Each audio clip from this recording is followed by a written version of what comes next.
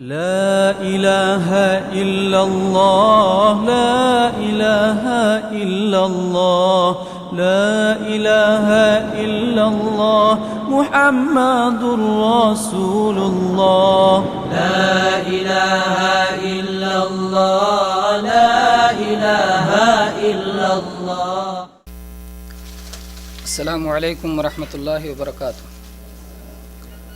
ان الحمد للہ نحمده ونستعینه ونستغفره ونعوذ باللہ من شرور انفسنا ومن سیئات اعمالنا من يهده الله فلا مضل له ومن يضلل فلا هادي له واشهد ان لا اله الا الله وحده لا شريك له واشهد ان محمدا عبده ورسوله.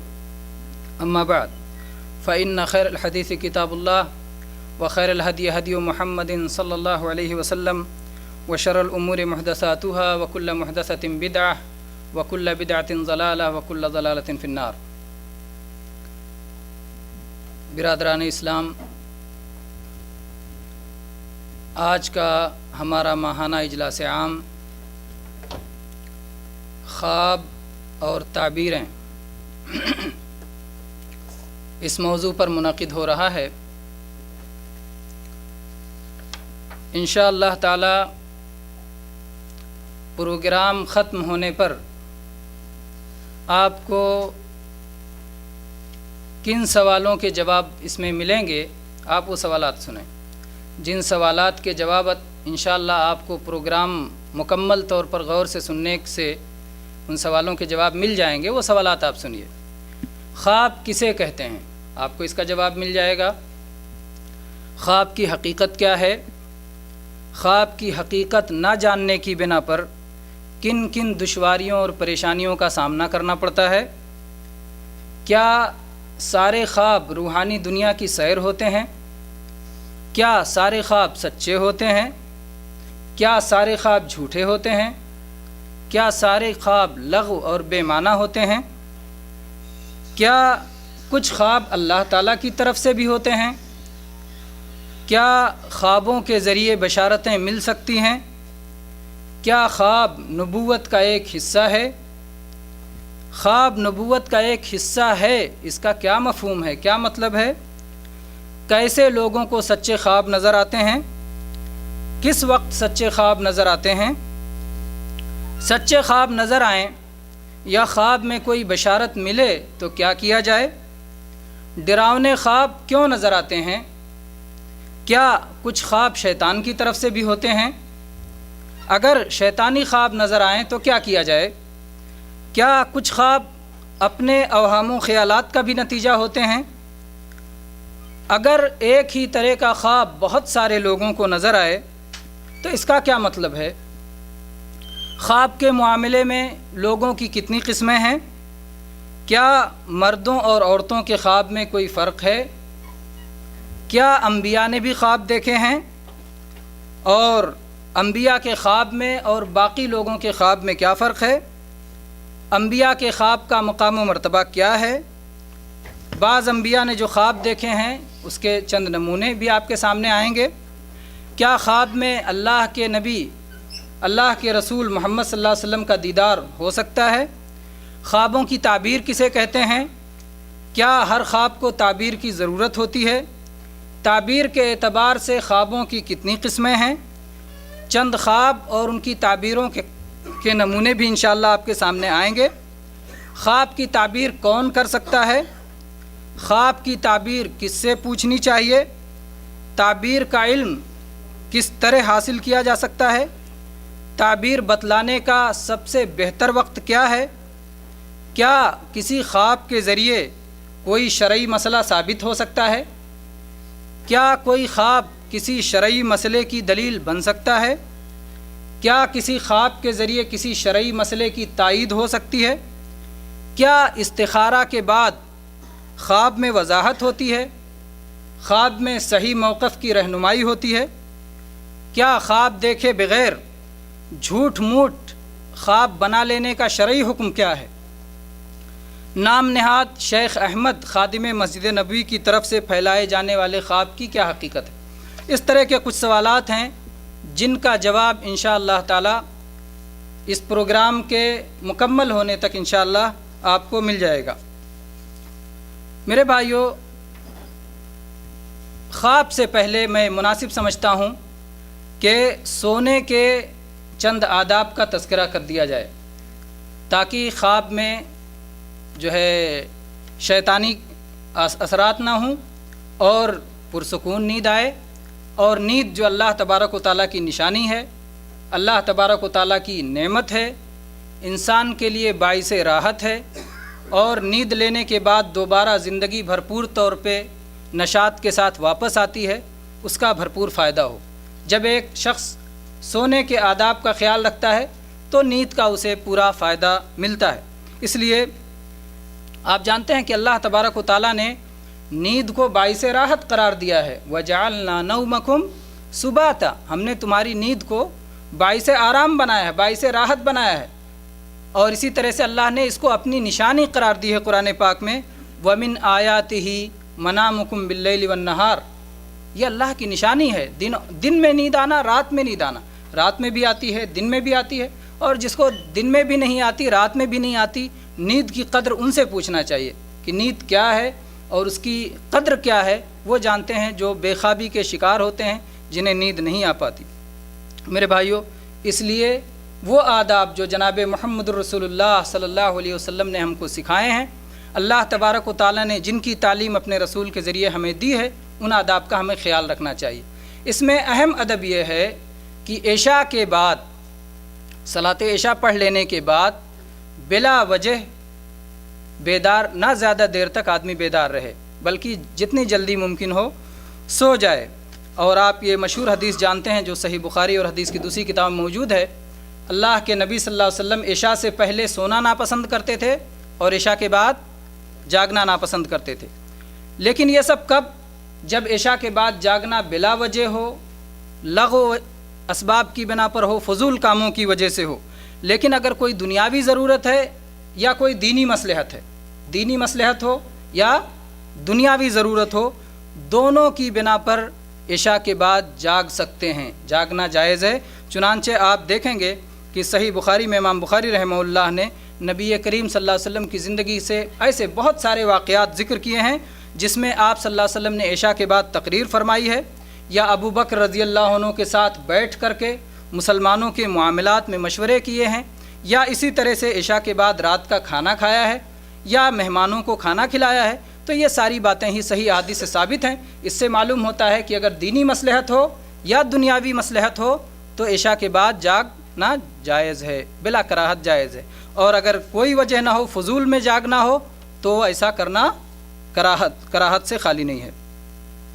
اسی طرح سے میرے بھائیوں، وضو کر کے سوئیں اور دائیں کروٹ سوئیں، وضو کر کے دائیں کروٹ سوئیں۔ اس سلسلے میں براء ابن عازب رضی اللہ عنہ کی متفق علیہ حدیث ہے، اللہ کے نبی صلی اللہ علیہ وسلم نے فرمایا کہ جب اپنے بستر پہ آؤ تو جیسے صلاۃ کے لیے وضو کرتے ہو ویسے وضو کرو، پھر اپنے دائیں پہلو کے بل لیٹ جاؤ اور پھر یہ دعا پڑھو، اللہم اسلمت وجہی الیک وفوضت امری الیک ووجہت ظہری الیک رغبتاً ورہبتاً الیک لا ملجأ ولا منجا ملک الا الیک آمنت بکتابک الذی انزلت وبنبیک الذی ارسلت۔ یہ دعا اللہ کے نبی صلی اللہ علیہ وسلم نے وہ صحابی کو سکھائی۔ پھر اس کے بعد کہا مجھے سناؤ دوبارہ۔ دیکھیں دعا کی نبی صلی اللہ علیہ وسلم کی تعلیم کا طریقہ کہ آپ نے دعا سکھائی، اس کے بعد کہا پھر مجھے سناؤ کیا تم نے سیکھا۔ انہوں نے سنایا تو سنانے میں غلطی ہو گئی، معنی کے حساب سے سنا دیا، لفظ کا اعتبار نہیں کیا۔ انہوں نے کہا آمنت بکتابک الذی انزلت وبرسولک الذی ارسلت۔ اللہ کے نبی نے کیا سکھایا تھا؟ وبنبیک الذی ارسلت۔ انہوں نے کہہ دیا وبرسولک الذی ارسلت۔ نبی اور رسول میں فرق ہے، انشاءاللہ تقریر کے دوران آگے آئے گا، اس لیے یہاں میں نہیں بیان کروں گا۔ تو اللہ کے نبی صلی اللہ علیہ وسلم نے کہا میں نے جو لفظ کہا ہے وہی لفظ کہو۔ تو دعا میں نبی صلی اللہ علیہ وسلم سے جو لفظ آیا ہے اسی لفظ کی ہمیں رعایت کرنی چاہیے اور وہی لفظ ہمیں پڑھنا چاہیے۔ تو یہ اللہ کے نبی صلی اللہ علیہ وسلم نے سونے سے پہلے کی دعا سکھائی۔ اسی طرح سے میرے بھائیوں، سونے سے پہلے 3 سورتیں، 3 قل هو اللہ احد، قل اعوذ برب الفلق اور قل اعوذ برب الناس، یہ تینوں پڑھ کے اپنی ہتھیلی پہ پھونک کے اپنے بدن پہ مل لیں۔ اس سلسلے میں نبی صلی اللہ علیہ وسلم سے جو عملی سنت آئی ہے صحیح بخاری میں عائشہ رضی اللہ عنہا سے ہے کہ اللہ کے نبی صلی اللہ علیہ وسلم جب اپنے بستر پہ لیٹتے تھے، ہر رات کا آپ کا معمول تھا، تو آپ اپنی دونوں ہتھیلیوں کو اکٹھا کرتے تھے، جمع کفے، اپنے دونوں ہتھیلیوں کو اکٹھا کرتے تھے اور اکٹھا کے بعد پھر اس میں پھونکتے تھے، ہتھیلیوں کو اکٹھا کیا، پھر پھونکا، پھر پھونکنے کے بعد اسی میں پڑھا۔ عام طور پہ کیا ہوتا ہے، پڑھتے ہیں پھر پھونکتے ہیں۔ اللہ کے نبی صلی اللہ علیہ وسلم سے کیا ہے صحیح بخاری میں کہ آپ نے پہلے پھونکا، ہتھیلیوں کو جمع کیا، پھر پھونکا، اس کے بعد میں پھر اس میں پڑھا، یعنی کھول کے چھوڑ نہیں دیا، پھر اس کو لگے رہ گئے، پھر اس میں آپ نے پڑھا قل اعوذ باللہ من الشیطان الرجیم بسم اللہ الرحمن الرحیم قل اللہ احد، یہ پوری صورت، اس کے بعد قل اعوذ برب الفلق، پھر اس کے بعد پوری صورت، پھر قل اعوذ برب الناس، یہ تینوں صورتیں آپ نے اس میں پڑھی، اور اس کے بعد آپ نے اپنے جسم پر جتنا ہو سکتا تھا آپ نے اسے مل لیا، اور شروع کہاں سے کیا، سر سے، چہرے سے، بدن کے اگلے حصے سے، اور اس کے بعد میں باقی حصوں پر آپ نے ملا۔ تو اس طرح سے یہ سنت رہی کہ پہلے پھونکے اور اس کے بعد میں جو ہے پڑھے دعا، اس کے بعد میں بدن پہ مس کرے۔ اور کیا نام ہے، دوسری روایت اس طرح بھی آئی ہے کہ آپ نے پھونکا ہے، پہلے پڑھا ہے پھر پھونکا ہے، وہ روایت بھی موجود ہے، اور لہٰذا دونوں طریقہ انشاءاللہ درست ہے۔ اس کے بعد میرے بھائیوں، سونے سے پہلے قرآن پاک کی کچھ تلاوت کر کے اور کچھ دعائیں پڑھ کے سوئیں۔ کچھ دعاؤں کا تذکرہ آ گیا، کچھ صورتوں کا تذکرہ آ گیا، کچھ اور صورتیں ہم آپ کے سامنے رکھتے ہیں، کچھ اور دعائیں۔ اس میں سے ایک ہے آیت الکرسی پڑھ کے سویا کریں۔ آیت الکرسی پڑھنے کی دلیل ابو ہریرہ رضی اللہ عنہ کی صحیح بخاری کی وہ حدیث ہے جو بہت مشہور ہے، آپ لوگوں نے بارہا سنی ہوگی، کہ اللہ کے نبی صلی اللہ علیہ وسلم نے انہیں رمضان کے زکوٰۃ کی حفاظت پہ مامور فرمایا تھا، اور انہوں نے 3 دن شیطان کو چوری کرتے ہوئے پکڑا۔ پھر شیطان نے کہا کیا میں آپ کو ایک آیت نہ سکھا دوں کہ اگر آپ وہ پڑھیں تو شیطان آپ کے قریب نہیں آئے گا؟ اس موقع پر شیطان نے کہا کہ آیت الکرسی پڑھا کرو، آیت الکرسی پڑھ کے آپ سوئیں گے تو شیطان آپ کے قریب نہیں آئے گا، اور اللہ تبارک و تعالیٰ کی طرف سے ایک حفاظت کرنے والا آپ کے پاس رہے گا۔ تو یہ شیطان نے سکھایا۔ پھر اللہ کے نبی صلی اللہ علیہ وسلم نے فرمایا کہ شیطان نے سچی بات کہی ہے اگرچہ وہ جھوٹا ہے۔ تو نبی صلی اللہ علیہ وسلم کے بیان کر دینے سے ہمیں معلوم ہوا کہ آیت الکرسی پڑھنے سے شیطان سے حفاظت ہوتی ہے، اور سونے سے پہلے اسے پڑھنا چاہیے۔ اسی طرح سے چوتھا قل، 3 قل کا تو ذکر آ گیا، چوتھا قل سورہ کافرون بھی پڑھ کر کے سونا چاہیے۔ وہ سنن ابی داؤد کی صحیح حدیث ہے، اللہ کے نبی صلی اللہ علیہ وسلم نے فرمایا ہے کہ جو آدمی سورہ کافرون پڑھ کے سوتا ہے تو شرک سے براءت لکھی جاتی ہے اس سے، یعنی گویا شرک سے اس کا کوئی تعلق نہیں رہ گیا۔ اسی طرح سے سورہ ملک کی بھی تلاوت کر کے بندے کو سونا چاہیے، کیونکہ سنن ابی داؤد کی صحیح حدیث ہے کہ جو بندہ سورہ ملک کی تلاوت کر کے سوتا ہے تو قیامت کے دن یہ سورت اس کے لیے مغفرت کرے کہ اللہ تبارک و تعالیٰ سے استغفار کرے گی، بخشش مانگے گی، یہاں تک کہ اس کی بخشش ہو جائے، تب تک وہ بخشش مانگتی رہے گی۔ اسی طرح سے صحیح بخاری اور مسلم میں ابو مسعود بدری رضی اللہ عنہ کی روایت ہے کہ سورہ بقرہ کی آخری 2 آیتیں جو پڑھ کے سوتا ہے تو پوری رات کے لیے یہ دونوں آیتیں کافی ہو جاتی ہیں، پوری رات کے لیے کافی ہو جاتی ہیں۔ کون سی 2 آیتیں؟ سورہ بقرہ کی آخری 2 آیتیں، آمن الرسول سے لے کر کے آخر تک۔ اور ایسے ہی علی رضی اللہ عنہ کی وہ حدیث جو صحیح بخاری اور صحیح مسلم میں ہے، فاطمہ رضی اللہ عنہ کام کی مشقت سے پریشان ہوئیں تو نبی کریم صلی اللہ علیہ وسلم کے پاس آئیں اور آپ سے خادم طلب کیا کہ اللہ کے نبی مجھے خادم عطا فرمائیے۔ اللہ کے نبی صلی اللہ علیہ وسلم نے فرمایا کہ کیا میں تمہیں ایسی چیز نہ بتا دوں جو خادم سے بھی بہتر ہے؟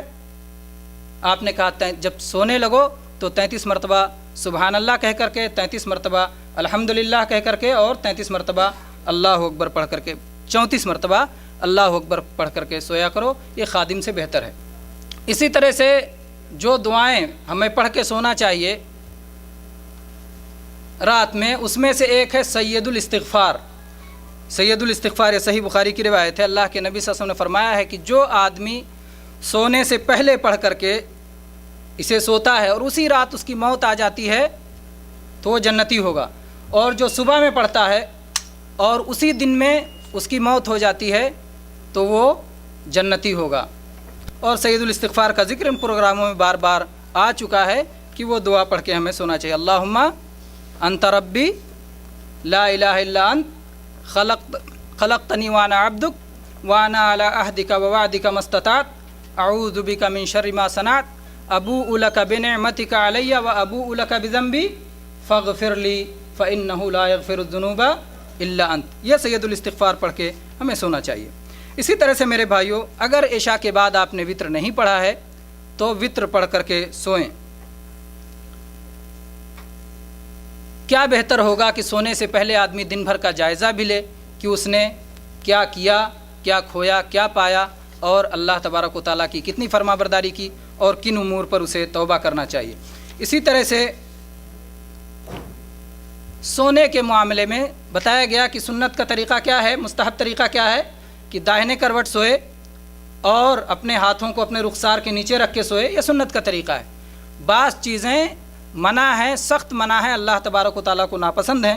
اس میں سے ایک یہ ہے پیٹ کے بل سونا، چاہے دن میں ہو چاہے رات میں ہو، کیونکہ اللہ کے نبی صلی اللہ علیہ وسلم نے فرمایا ہے، مسند احمد کی صحیح حدیث ہے کہ یہ ایسا سونے کا ایسا طریقہ ہے جو اللہ تبارک و تعالیٰ ناپسند کرتا ہے۔ ھذہ ضجعۃ یبغضھا اللہ، یہ ایسا سونے کا طریقہ ہے جو اللہ تبارک و تعالیٰ کو ناپسند ہے، اس لیے پیٹ کے بل ہرگز نہیں سونا چاہیے۔ اور اب دیکھتے ہیں خواب کے مسائل کہ خواب کے تعلق سے جو آپ نے مختلف سوالات دیکھے تھے، ان سوالات کے جوابات آپ کے سامنے انشاءاللہ ایک ایک کر کے آ رہے ہیں۔ سب سے پہلے تو میرے بھائیو آیت دیکھتے ہیں اس سلسلے میں نبی کریم صلی اللہ علیہ وسلم کی احادیث کو کہ آپ نے کیا فرمایا ہے اس تعلق سے۔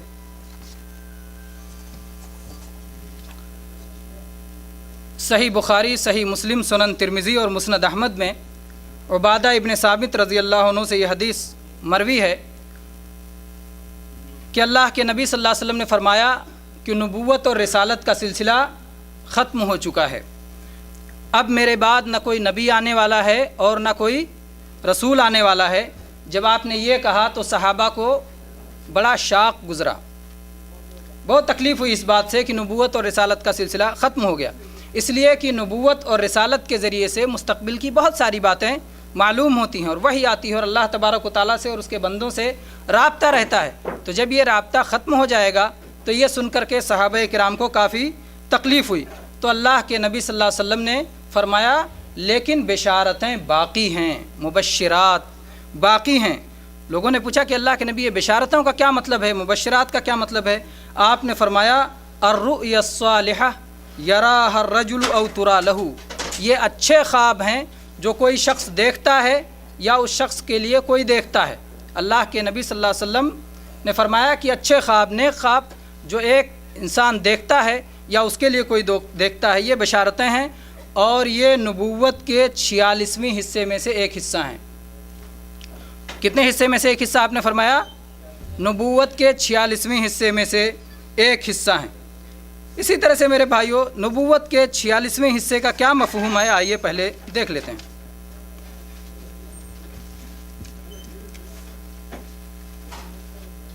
کچھ لوگوں نے یہ کہہ کر کے اس حدیث کا انکار کرنے کی کوشش کی ہے کہ اگر ہم خواب کو نبوت کا ایک حصہ مانتے ہیں تو اس سے نبوت پر گویا ڈاکہ ڈالنا آسان ہو جاتا ہے اور بہت سارے لوگ اس بہانے نبوت کا دعویٰ کریں گے، اس لیے اس حدیث کا انکار کرنے کی کوشش کی ہے۔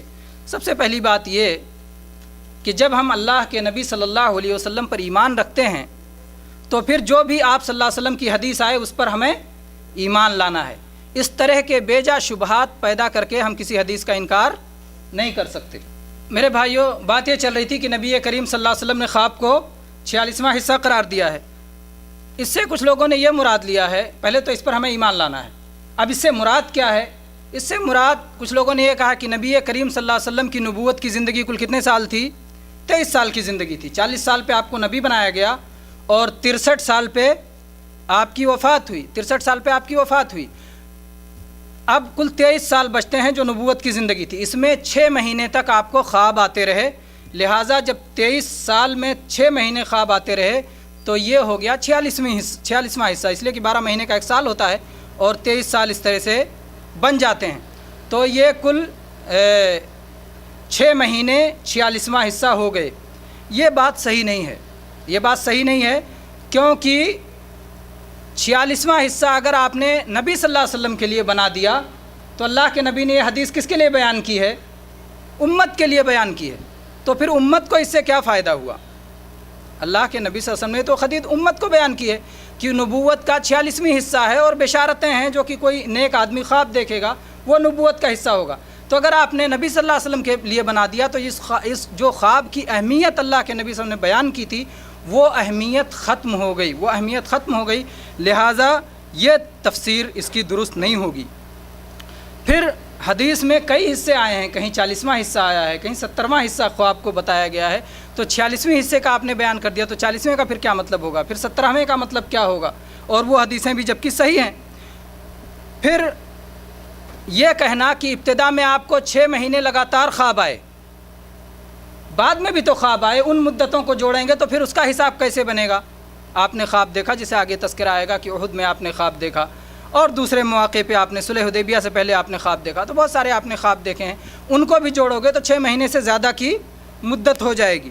اسی طرح سے کچھ اور چیزوں کو بھی نبوت کا حصہ قرار دیا گیا ہے، تو اس میں آپ کیسے حساب لگائیں گے؟ اللہ کے نبی صلی اللہ علیہ وسلم نے فرمایا ہے کہ اچھے حالات الصمت الصالح جزء من الحمدللہ۔ بہرحال بھائیو، یہ بات چل رہی تھی کہ اگر آپ نے خواب کے تعلق سے یہ تفسیر کر دی کہ 6 مہینے خواب آتے رہے، اس لحاظ سے یہ 46واں حصہ ہو گیا، تو بعض اور چیزوں کو بھی نبوت کا حصہ قرار دیا گیا ہے، جیسے اللہ کے نبی صلی اللہ علیہ وسلم نے فرمایا ہے کہ الصمت الصالح جزء من 24 جزءا من النبوہ۔ شیخ البانی رحمہ اللہ نے اس حدیث کو صحیح قرار دیا ہے کہ اچھے اخلاق اور اچھا کردار یہ نبوت کا 24واں حصہ ہے، تو پھر آپ اس میں کیا تفسیر کریں گے؟ اس لیے صحیح بات یہ ہے کہ نبی صلی اللہ علیہ وسلم نے جس طرح فرمایا ہے کہ نبوت کا 46واں حصہ ہے خواب، اسی طرح ہمیں ایمان لانا چاہیے، خواہ ہم اس کا معنی جو ہے تفصیلی طور پر سمجھیں یا نہ سمجھیں۔ تفصیلی طور پر اگر ہم اس کے معنی اور مراد کو نہیں جانتے، پھر بھی ہمیں اس پر ایسے ہی ایمان لانا چاہیے جس طرح کہ اللہ کے نبی صلی اللہ علیہ وسلم نے ہمیں بتایا ہے۔ میرے بھائیوں، پھر جو یہ کہا گیا کہ اللہ کے نبی صلی اللہ علیہ وسلم نے فرمایا کہ یہ بشارت ہے۔ قرآن پاک کی ایک آیت کی تفسیر میں بھی یہ حدیث آئی ہے، سنن ترمذی اور سنن ابن ماجہ کی صحیح حدیث ہے عبادہ ابن صامت رضی اللہ عنہ سے کہ میں نے نبی صلی اللہ علیہ وسلم سے پوچھا، قرآن پاک میں اللہ تعالیٰ نے ایمان والوں کے لیے فرمایا ہے لہم البشریٰ فی الحیات الدنیا، دنیا کی زندگی میں ان کے لیے خوشخبری ہے ایمان والوں کے لیے۔ تو آپ صلی اللہ علیہ وسلم نے بتایا کہ یہ مراد ہے اچھے خواب جو کہ ایمان والا دیکھتا ہے، خواہ وہ اپنے تعلق سے اچھا خواب دیکھے یا کسی اور کے تعلق سے اچھا خواب دیکھے، تو اس کے لیے کوئی شخص دیکھے یا وہ خود اپنے لیے دیکھے، یہ بشارت ہے، اور یہ دنیا ہی کی زندگی میں اللہ تبارک و تعالیٰ کی طرف سے یہ بشارت ہے۔ تو نیک خواب یہ بشارت ہے اللہ تبارک و تعالیٰ کی طرف سے، یہ بات بالکل درست ہے کہ نیک خواب اللہ تبارک و تعالیٰ کی طرف سے بشارت ہیں۔ میرے بھائیوں، ایک مسئلہ ہم یہ بھی جانتے چلیں کہ اگر کوئی شخص خواب کی حقیقت سے آگاہ نہیں ہوتا، جب وہ نہیں جانتا ہے کہ خواب اللہ تبارک و تعالیٰ کی طرف سے ہوتے ہیں، خواب شیطان کی طرف سے ہوتے ہیں، خواب اپنے اوہام کا نتیجہ ہوتے ہیں، جو یہ نہیں جانتا وہ بہت ساری مشکلات کا شکار ہوتا ہے۔ پہلے تو یہ جان لیں کہ خواب 3 طرح کے ہوتے ہیں، یہ نبی صلی اللہ علیہ وسلم کا ارشاد ہے، صحیح بخاری میں، صحیح مسلم میں، سنن ترمذی میں، سنن ابن ماجہ میں، مسند احمد میں، حدیث کی کئی کتابوں میں یہ حدیث موجود ہے۔ ابو قتادہ رضی اللہ عنہ اس کے صحابی ہیں، نبی صلی اللہ علیہ وسلم نے فرمایا الرؤیا ثلاثہ، خواب 3 طرح کے ہوتے ہیں۔ ایک تو وہ خواب ہوتا ہے جو شیطان کی طرف سے ہوتا ہے تاکہ وہ آدمی کو غمزدہ کرے، اس کو تکلیف میں مبتلا کرے، اس کو رنجیدہ کرے، اس کو ڈرائے، اس کے لیے ایک خواب ہوتا ہے شیطان کی طرف سے۔ اور دوسرا خواب وہ ہوتا ہے جو آدمی اپنی حالت بیداری میں سوچتا ہے اور وہی اس کو نیند کی حالت میں نظر آتا ہے، جو کچھ بیداری کی حالت میں سوچتا ہے وہی اس کے خواب میں نظر آتا ہے۔ یہ دوسرا ہو گیا ہے اپنے اوہام و خیالات۔ پہلا ہو گیا شیطان کی طرف سے ڈرانے کے لیے، رنجیدہ کرنے کے لیے، غمزدہ کرنے کے لیے، آپ کو دکھ میں مبتلا کرنے کے لیے، آپ کو خوف میں مبتلا کرنے کے لیے۔ دوسرا ہو گیا جو کچھ آپ دن میں سوچتے ہیں، جو خواہشات پالتے ہیں، جو تمنائیں اور آرزوئیں کرتے ہیں، جو کچھ آپ کے دماغ میں چلتا رہتا ہے وہی آپ کو رات میں خواب میں آتا ہے۔ اور تیسرا جو ہے نیک اور اچھے خواب ہیں جو اللہ تبارک و تعالیٰ کی طرف سے بشارت کے طور پہ آتے ہیں، یہ تیسرے طرح کا خواب ہے۔ اگر کوئی آدمی یہ نہیں جانتا کہ خواب کی اس طرح 3 صورتیں ہیں تو وہ بہت ساری پریشانیوں کا شکار رہتا ہے۔ ایک صحابی کہتے ہیں کہ میں ایسے خواب دیکھتا تھا کہ جن کی وجہ سے میں بیمار پڑ جاتا تھا، مجھے بخار آ جاتا تھا، میں انتہائی تکلیف میں مبتلا تھا۔ لیکن جب میں نے یہ سنا اللہ کے نبی صلی اللہ علیہ وسلم سے کہ خواب 3 طرح کا ہوتا ہے، اس میں سے ایک شیطان کی طرف سے ہوتا ہے، تو شیطان کی طرف سے جو خواب ہوتا ہے اس سے ہمیں فکر مند نہیں ہونا چاہیے۔ اور عام طور پہ جو ڈراؤنے خواب ہوتے ہیں، جو کھلواڑ ہوتا ہے شیطان کی طرف سے ہوتا ہے۔ ایک بار ایک شخص آیا اللہ کے نبی صلی اللہ علیہ وسلم کے پاس، اور اس نے کیا کہا اللہ کے نبی سے، کہا کہ اے اللہ کے نبی صلی اللہ علیہ وسلم، میں خواب میں دیکھتا ہوں کہ میرا سر کٹا ہوا ہے اور بھاگتا جا رہا ہے مجھ سے، اور میں اس کے پیچھے دوڑ رہا ہوں، اور اس کے بعد میں جا کے اپنے سر کو پکڑ لیتا ہوں۔ تو اللہ کے نبی صلی اللہ علیہ وسلم نے فرمایا کہ جب شیطان خواب میں تمہارے ساتھ کھلواڑ کرتا ہے تو اس کی تعبیر پوچھنے چلے آتے ہو، ایسا خواب یہ شیطان کی طرف سے کھلواڑ ہے۔ تو جب آدمی نہیں جانتا کہ بھی شیطان بھی انسان کے ساتھ کھلواڑ کرتا ہے تو ایسے خوابوں کے پیچھے بھی بھاگتا ہے۔ اور اسی تعلق سے وہ واقعہ بھی ہے جسے شیخ حمود تویجری نے شیخ سیف الرحمن دہلوی کے حوالے سے لکھا ہے کہ ایک ملک میں ایک شخص نے خواب دیکھا کہ وہ اپنے بیٹوں کو ذبح کر رہا ہے۔ جب اٹھا تو اس نے اپنے بیٹوں کو ذبح کر دیا۔ وہ خواب کی حقیقت نہیں جانتا تھا کہ خواب میں سچے بھی ہوتے ہیں، جھوٹے بھی ہوتے ہیں، شیطان کی طرف سے بھی ہوتے ہیں، اور کیسے جانا کہ اللہ کی طرف سے خواب تھا۔ ابراہیم علیہ السلام نے خواب دیکھا تھا کہ آپ اپنے بیٹے کو ذبح کر رہے ہیں، تو آپ نے اپنے بیٹے کو ذبح کیا کیونکہ انبیاء کا خواب برحق ہوتا ہے، اللہ تبارک و تعالیٰ کی طرف سے ہوتا ہے، سچا ہوتا ہے، وحی ہوتا ہے، تو انبیاء کو خواب میں یہ حکم دیا جاتا ہے۔ لیکن دوسروں کے لیے تو ایسا نہیں ہے، تو چونکہ اسے خواب کی حقیقت کا پتہ نہیں تھا، اس لیے اس شخص نے ایسی حرکت کی جس سے اس کی دنیا بھی تباہ ہو گئی اور آخرت بھی تباہ ہو گئی۔ تو اس لیے خواب کی حقیقت ہمیں جاننا چاہیے تاکہ ہم اس سے پریشان نہ رہیں، یا تمام خوابوں کا انکار نہ کر دیں جو کہ حقیقی اور سچے بھی ہو سکتے ہیں۔ آدمی بہت سارے لوگ کہتے ہیں ارے سارے خواب وسوسے کا نتیجہ ہوتے ہیں، خواب یوں ہی آتے ہیں، یہ پریشان خیالات ہیں، اس طرح سے رد کر دیتے ہیں۔ فلسفی لوگ اپنے حساب سے فلسفہ کرتے ہیں، حکیم اور وید لوگ اپنے حساب سے بیان کرتے ہیں کہ معدے میں یہ خرابی ہوتی ہے تو یہ ہوتا ہے۔ تو یہ سب اس بحث کا موضوع نہیں ہے، کیونکہ یہاں شرعی طور پر جاننا ہے کہ خواب شرعی طور پر کیا ہوتا ہے۔ تو شریعت میں اللہ کے نبی صلی اللہ علیہ وسلم نے بتایا کہ خواب 3 طرح سے ہوتے ہیں۔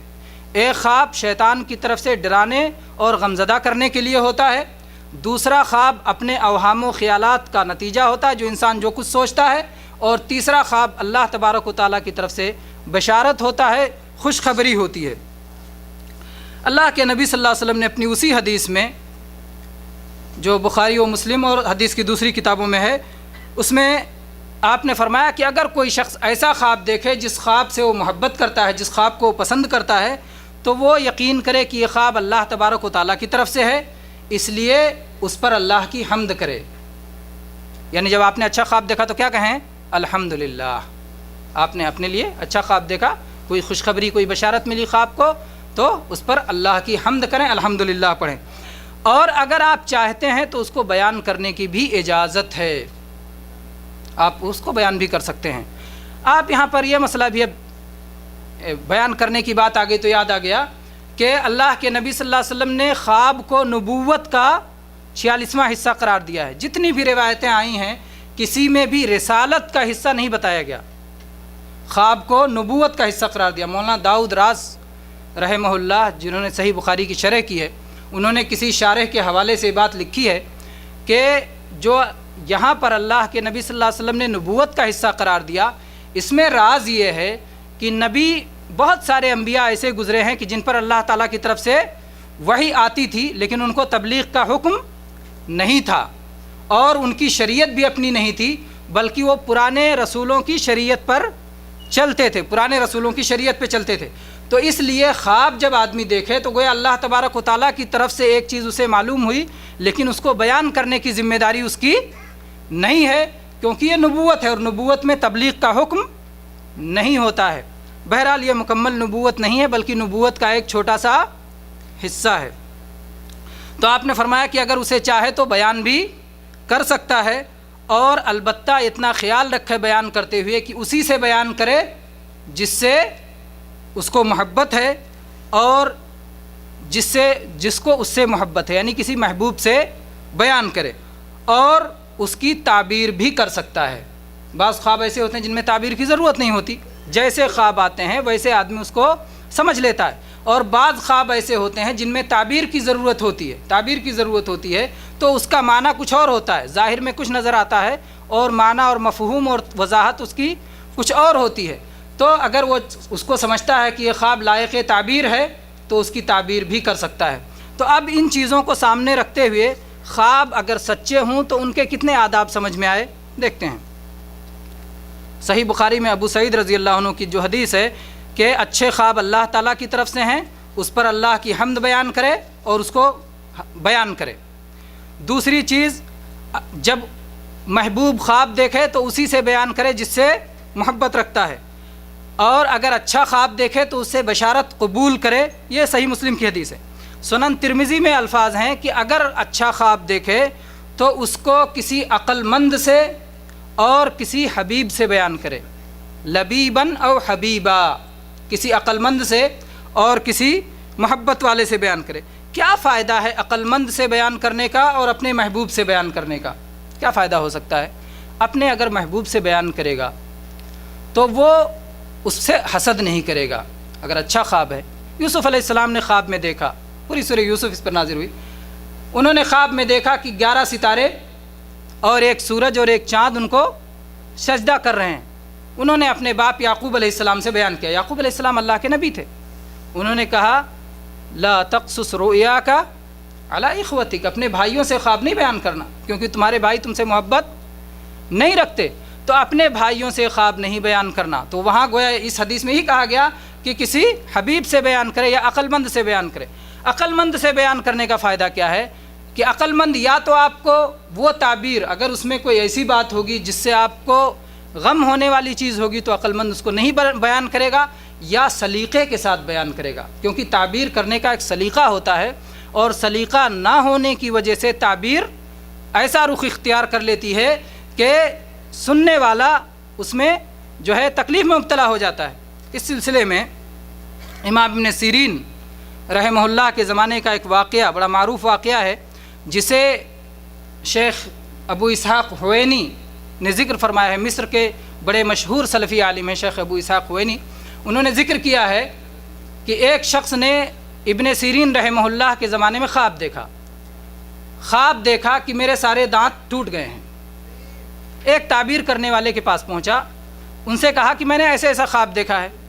تو تعبیر کرنے والے نے کہا کہ تمہاری ساری اولاد تمہارے سامنے وفات پائے گی۔ بڑا دکھ ہوا اس آدمی کو۔ اس نے سن رکھا تھا کہ امام ابن سیرین رحمہ اللہ خواب کی تعبیر کے بڑے ماہر ہیں، ان کے پاس پہنچا۔ امام ابن سیرین سے اس نے کہا کہ میں نے اس طرح کا خواب دیکھا ہے، اور ایک شخص سے میں نے تعبیر پوچھی تو اس نے اس طرح کی تعبیر بیان کی ہے۔ امام ابن سیرین نے کہا کہ اس کے پاس کیوں پوچھنے چلے گئے، وہ اس نے اس طرح کی تعبیر کیوں بیان کی؟ غلط بات ہے۔ یہ خواب میں تمہارے لیے خوشخبری ہے کہ اللہ تبارک و تعالیٰ تمہیں لمبی عمر عطا فرمائے گا، تمہاری عمر میں برکت دے گا، اور تم اپنے اہل و عیال میں سب سے آخر میں وفات پاؤ گے۔ بات دونوں کی ایک ہے، دونوں کی بات ایک ہے۔ اس نے بھی یہی کہا تھا کہ تمہاری آل و اولاد تمہارے سامنے مرے گی، اور امام ابن سیرین رحمہ اللہ نے بھی یہی کہا کہ تم اپنے آل و اولاد سے سب سے آخر میں وفات پاؤ گے۔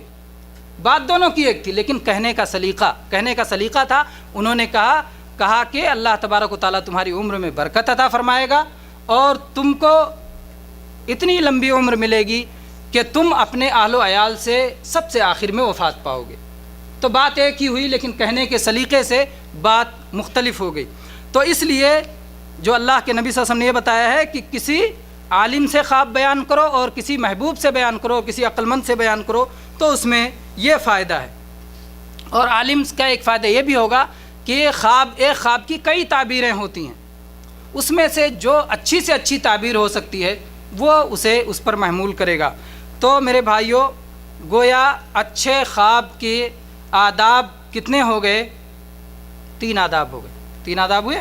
پہلے تو الحمدللہ کہے اگر اچھا خواب دیکھے تو، دوسرے اس کو اپنے لیے خوشخبری تصور کرے، اپنا خوش ہو اس کو دیکھ کر کے، اور تیسرے اسے بیان کرنے کی اجازت ہے لیکن شرطوں کے ساتھ، اسی سے بیان کرے جو محبوب ہے یا جو عالم اور عقل مند ہے۔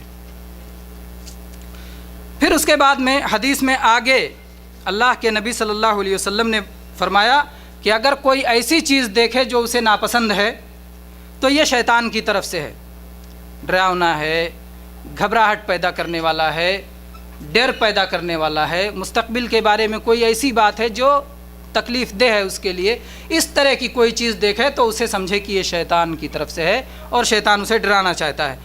اس کروٹ کو چھوڑ کر کے دوسرے کروٹ ہو جائے جس پر لیٹا ہوا تھا، جیسے آپ بائیں کروٹ لیتے تھے تو دائیں کروٹ ہو جائے، دائیں کروٹ لیتے تھے بائیں کروٹ ہو جائے، دائیں کروٹ لیتے تھے پیٹھ کے بل ہو جائے، بائیں کروٹ نہیں ہونا چاہتے پیٹھ کے بل ہو جائیں، تو بائیں کروٹ ہو جائے یا بائیں کروٹ سے دائیں کروٹ ہو جائیں یا دائیں کروٹ سے پیٹھ کے بل ہو جائیں، کسی طرح سے بہرحال آپ وہ حالت تبدیل کر لیں جس حالت پہ آپ سوئے ہوئے تھے خواب دیکھتے ہوئے، اور آپ تھوکیں اپنے بائیں طرف 3 مرتبہ، دائیں طرف کے بجائے بائیں طرف تھو تھو تھو 3 مرتبہ آپ تھوک دیں، اور اللہ تبارک و تعالیٰ کی پناہ طلب کریں اس برے خواب سے اور شیطان سے، اس برے خواب سے بھی اللہ تعالیٰ کی پناہ طلب کریں اور شیطان سے بھی پناہ طلب کریں، اور اٹھ کر کے 2 رکعت صلاۃ پڑھیں، اور یہ خواب کسی سے نہ بیان کریں، نہ اس کی تعبیر کریں، اور اس سے آپ کو کوئی نقصان ہونے والا نہیں ہے، ڈرنے کی ضرورت نہیں، کچھ بھی نقصان نہیں ہوگا ایسے خواب کا۔ یہ آپ نے حدیث سنی، حدیث کے عربی الفاظ میں نہیں پڑھے وقت کے سے بچانے کے لیے، آپ اس میں دیکھیں کہ آپ کتنے آداب اس میں آ جاتے ہیں، کتنے آداب آتے ہیں، ایک طرف سے دیکھتے ہیں۔ سب سے پہلے تو یہ کہ آپ اس کو سمجھیں کہ شیطان کی طرف سے ہے نا، یہ ہو گیا نمبر 1۔ دوسرے یہ ہو گیا کہ آپ اس کے پہلو بدل لیں، شیطان کی طرف سے اس کو سمجھیں، پہلو بدل لیں، اور بائیں طرف تھوک دیں 3 مرتبہ۔ یہ خواب کسی سے نہ بیان کریں، خواب کسی سے نہ بیان کریں، اس خواب کی برائی سے اللہ کی پناہ طلب کریں، اور اس خواب کی برائی سے اور شیطان سے اللہ کی پناہ طلب کریں۔ تو شیطان سے بھی اللہ کی پناہ طلب کریں اور اس خواب کی برائی سے بھی اللہ کی پناہ طلب کریں، اور اٹھ کر کے 2 رکعت صلاۃ پڑھیں۔ یہ سارے آداب ہیں، اگر ان میں سے آپ کچھ باتوں کا بھی خیال رکھتے ہیں تو انشاءاللہ آپ نے کچھ آداب کا خیال رکھا، کروٹ بدل لیا، 3 مرتبہ تھونک دیا بائیں طرف، اس کو آپ بھول گئے، آپ نے اس کو کسی سے نہیں بیان کیا، اور اسی طرح سے اللہ کی پناہ طلب کی۔ آپ نے اللہ سے کیسے پناہ طلب کریں، کون سی دعا پڑھیں؟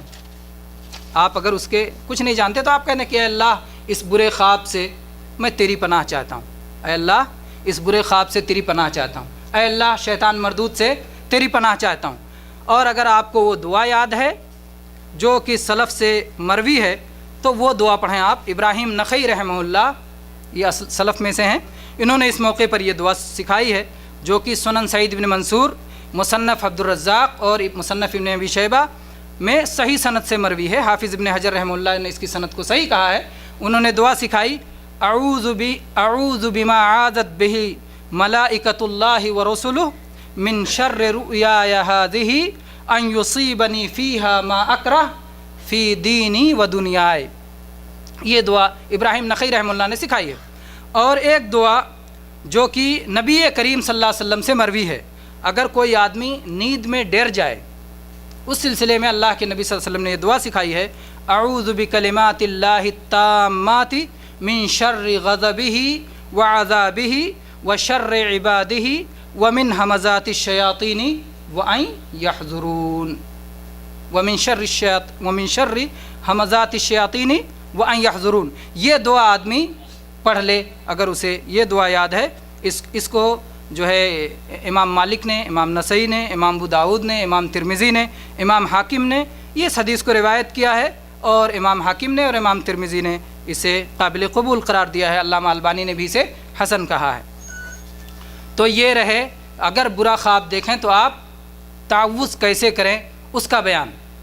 برے خواب کے آداب آپ نے دیکھ لیے، اور صحیح خواب کے آداب آپ نے دیکھ لیے، اور اسی طرح سے آپ نے کیسے تعوذ اور اللہ تبارک و تعالیٰ کی پناہ کیسے ڈھونڈنا چاہیے وہ آپ نے دیکھ لیے۔ اب آتے ہیں ہم اس بات کی طرف کہ نبیوں نے کچھ خواب دیکھے، نبیوں کے خواب کا کیا مقام ہے، اور وہ چند خواب ہم تیزی سے جو ہے ذکر کریں گے۔ بڑے مشہور خواب ہیں، نبیوں نے جو خواب دیکھے، آپ لوگوں سے پوچھیں تو انشاءاللہ آپ لوگ بھی اسے بیان کر سکتے ہیں کہ کس کس نبی نے خواب دیکھا ہے نا، بیان کر سکتے ہیں۔ ابراہیم علیہ السلام کا خواب بڑا مشہور ہے، جسے اللہ تبارک و تعالیٰ نے ذکر فرمایا ہے سورہ صافات میں کہ ابراہیم علیہ السلام نے خواب میں دیکھا کہ اپنے بیٹے اسماعیل علیہ السلام کو ذبح کر رہے ہیں، چنانچہ چونکہ نبیوں کا خواب وحی ہوتا ہے اس لیے اللہ کے حکم کی تعمیل کی، اور ابراہیم علیہ السلام نے اسماعیل علیہ السلام کو اپنی دانستگی کے مطابق، اپنے علم کے مطابق ذبح کیا، لیکن اللہ تبارک و تعالیٰ نے ان کی جان کی حفاظت فرمائی، اور اس کا بدلہ جنت سے دمبا بھیج کر کے دیا اللہ تبارک و تعالیٰ نے، اور قربانی بھی باقی کر دی قیامت تک کہ اس کے ذریعے لوگ ابراہیم علیہ السلام کو یاد کرتے رہیں گے۔ اسی طرح سے یوسف علیہ السلام کا خواب، جس کا مختصر تذکرہ آپ کے سامنے آ گیا کہ یوسف علیہ السلام نے خواب میں دیکھا کہ وہ 11 تارے اور ایک سورج اور چاند ان کو سجدہ کر رہے ہیں، اور اس کی تعبیر کب آئی یوسف علیہ السلام کے خواب کی؟ کوئی ضروری نہیں کہ جب آپ خواب دیکھیں تبھی تعبیر بھی آ جائے۔ 60 سالوں کے بعد یوسف علیہ السلام کی وہ تعبیر پوری ہوئی کہ کس طرح سے انہیں ان کے بھائیوں نے قتل کرنے کی کوشش کی، کنویں میں، اندھے کنویں میں ڈال دیا، پھر وہاں سے وہ مصر پہنچے، پھر مصر میں عزیز مصر نے ان کو خریدا، پھر اس کے بعد جو ہے اس نے خواب دیکھا، اور اللہ تبارک و تعالیٰ نے یوسف علیہ السلام کو تعبیر کے خواب کی تعبیر کا علم عطا فرمایا تھا، اور اس بنیاد پہ انہوں نے جیل میں موجود کچھ قیدیوں کے خواب کی تعبیر کی اور انہیں اللہ تعالیٰ کی طرف دعوت بھی دی۔ اور اس کے بعد بادشاہ نے جب خواب دیکھا، اس کا خواب آگے آئے گا، اس نے بھی خواب دیکھا اور اس نے اپنی خواب کے تعبیر پوچھنے کے لیے یوسف علیہ السلام کو بلایا، اور اس کے بعد انہیں اپنا وزیر خزانہ بنایا، اور بہت شدت کی حالت تھی اس وقت۔ ان کے بھائی آئے ان کے پاس میں غلہ حاصل کرنے کے لیے، اور انہوں نے اپنے بھائیوں سے کہا کہ اپنے ماں باپ کو بھی لے کر کے آؤ، ہمارے سگے بھائی کو بھی لے کر کے آؤ۔ سب آئے اور اس کے بعد سب نے انہیں سجدہ کیا۔ تو کئی سال لگ گئے اس خواب کی تعبیر میں۔ تو ایسا ضروری نہیں کہ آپ جو کوئی بشارت والا خواب دیکھیں تو سوچیں کہ صبح ہی اس کی تعبیر مل جائے۔ ہو سکتا ہے آپ نے کوئی بہت اچھا خواب دیکھا ہو، اور اللہ تبارک و تعالیٰ سے آپ اس خواب کی بہتری کی امید رکھتے ہیں، توقع رکھتے ہیں، تو آپ کو انتظار بھی کرنا پڑ سکتا ہے کہ یہ خواب کی تعبیر کافی دنوں کے بعد مکمل ہو۔ اس لیے خواب کی تعبیر کے لیے آدمی کو جلدی نہیں کرنا چاہیے۔ اسی طرح سے میرے بھائیوں، نبیوں کے خواب میں جناب محمد رسول اللہ صلی اللہ علیہ وسلم کے بہت سارے خواب ہیں۔ ہم ایک خواب کا ذکر کرتے ہیں، قرآن مجید میں اللہ تبارک و تعالیٰ نے جس کا ذکر کیا ہے سورہ فتح میں، لقد صدق اللہ رسولہ الرؤیا بالحق لتدخلن المسجد الحرام ان شاء اللہ آمنین۔ اللہ کے نبی صلی اللہ علیہ وسلم نے خواب دیکھا کہ میں اپنے صحابہ کے ساتھ مکہ میں داخل ہو رہا ہوں، احرام کی حالت میں عمرہ کر رہے ہیں، اور اس کے بعد سروں کو بعض صحابہ مڈا رہے ہیں اور بعض اپنے بالوں کو کٹوا رہے ہیں۔ پھر آپ نے صحابہ سے کہا چلو میں نے اس طرح خواب دیکھا ہے اور نبیوں کے خواب سچے ہوتے ہیں، انشاءاللہ ہم جا کر کے عمرہ کریں گے۔ آپ چلے، جب مکہ کے قریب پہنچے حدیبیہ کے مقام پر تو مکہ والوں نے آپ کو مکہ میں آنے سے روک دیا۔ تو بہت سارے لوگوں کو اعتراض ہوا کہ خواب آپ نے دیکھا تھا، اس کی تعبیر یہ ہے کہ ہم مکہ میں داخل ہوں، تو کیا نبی کا خواب جھوٹا ہو گیا؟ تو اللہ کے نبی صلی اللہ علیہ وسلم نے انہیں یہی بتایا کہ ہاں ہم مکہ میں داخل ہوں گے، لیکن ابھی نہیں۔ خواب کی تعبیر فوراً ہونا ضروری نہیں ہے، ہم آئیں گے، مکہ میں داخل ہوں گے۔ اور آپ نے مدت متعین نہیں کی، لیکن اللہ تبارک و تعالیٰ کی طرف سے یہ مقرر ہو چکا تھا۔ اگلے سال اللہ کے نبی صلی اللہ علیہ وسلم تشریف لائے اور آپ مکہ میں داخل ہوئے، اور آپ کے صحابہ نے عمرہ کیا، سر مڈائے اور سل کے بال کٹوائے۔ اس طرح سے بہت سارے خواب ہیں، لیکن ہم ان چند خوابوں پر اکتفا کرتے ہوئے آگے بڑھتے ہیں۔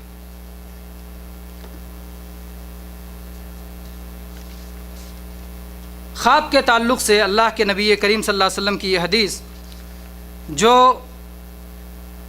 صحیح بخاری میں، سنن ترمذی میں مروی ہے، آپ نے فرمایا کہ جب آخری زمانہ ہوگا تو ایمان والے کے خواب جھوٹے نہیں ہوں گے، بہت کم ایسا ہوگا، بہت زیادہ خواب اس کے سچے ہوں گے، بہت کم اس کو غلط قسم کے خواب آئیں گے، زیادہ تر خواب سچے ہوں گے۔ اور آپ نے فرمایا سب سے زیادہ سچے خواب اس کے ہوں گے، وَأَصْدَقُهُمْ رُؤْيَا أَصْدَقُهُمْ حَدِيثًا، سب سے زیادہ سچے خواب اس کے ہوں گے جو اپنی بات چیت میں سب سے زیادہ سچا ہوگا۔ کچھ کہہ رہے ہیں شیخ؟ کچھ فرما رہے ہیں؟ اس میں دو باتیں اس حدیث میں کہی گئیں۔ ایک تو یہ کہا گیا کہ جب زمانہ قریب ہوگا، زمانہ قریب ہونے کی ایک تفسیر تو علماء نے یہ کی ہے کہ جس وقت دن اور رات برابر ہوتے ہیں، بہار کا موسم جب ہوتا ہے تب خواب سچے آتے ہیں۔ لیکن یہ تعبیر سے زیادہ صحیح تعبیر وہ ہے، اس تفسیر سے زیادہ حدیث کی صحیح تفسیر وہ ہے جس میں کہا گیا ہے کہ قیامت سے پہلے مراد ہے، جب زمانہ قریب ہوگا یعنی جب قیامت سے قریب ہو جائے گا، جیسا کہ دوسری روایات میں یہ بات بھی آئی ہے کہ آخری زمانے میں ایسا ہوگا۔ اس لیے حدیث کے ذریعے سے جو تفسیر ہو وہ تفسیر زیادہ قابل قبول ہے، کیونکہ جب آخری زمانہ ہوگا تو ایمان والوں کے ساتھی بہت کم رہ جائیں گے اور ان کو پریشانیاں چاروں طرف سے ہوں گی، تو اللہ تبارک و تعالیٰ خواب کے ذریعے سے ان کو بشارتیں عطا فرمائے گا اور اس طرح سے ان کے دلوں کو تائید حاصل ہوگی اور ان کے دلوں کو قوت ملے گی۔ اس لیے آخری زمانے میں زیادہ تر خواب سچے آئیں گے، اور اس میں بھی زیادہ سچے خواب ان کے آئیں گے جو کہ زیادہ سچے ہوتے ہیں۔ جتنا زیادہ انسان سچا ہوگا اس کو اسی قدر سچے خواب آئیں گے۔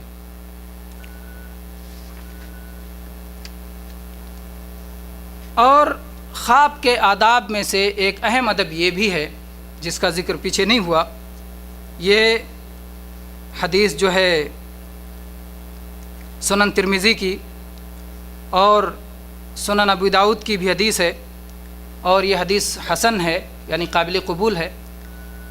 اللہ کے نبی صلی اللہ علیہ وسلم نے فرمایا کہ خواب کی مثال ایسے ہی ہے جیسے پرندے کا پیر جو زمین پہ ٹکانے کے لیے بے قرار ہو، جیسے اس کی تعبیر کر دی جاتی ہے ویسے وہ ہو جاتی ہے، جیسے تعبیر کر دی جاتی ہے ویسے ہو جاتی ہے۔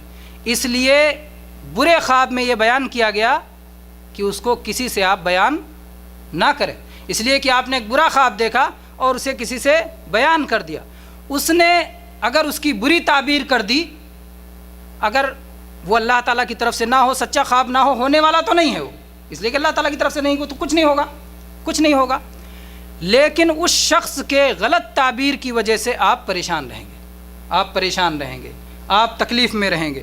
اور اس طرح سے بھی کہ اگر وہ اللہ تبارک و تعالیٰ کی طرف سے تھا تو تعبیر بیان کرنے کے بعد اور جلدی واقع ہو جانے کی امید ہے۔ اس لیے قطعاً جو ہے جو برے خواب ہوں، جو جس میں تکلیف دہ خواب ہوں، اس کو کسی سے ہرگز نہیں بیان کرنا چاہیے۔ اس آداب میں سے یہ نہایت اہم ادب ہے۔ میرے بھائیوں، خواب کے دیکھنے میں آپ اپنے اتنی ساری چیزیں دیکھیں تو اس سے ہمیں معلوم ہوتا ہے کہ خواب کے متعلق لوگ کئی طرح کے ہو گئے۔ ایک تو انبیاء ہو گئے جن کے سارے خواب سچے ہوتے ہیں، البتہ کچھ خوابوں میں تعبیر کی ضرورت ہوتی ہے اور کچھ خوابوں میں تعبیر کی ضرورت نہیں ہوتی۔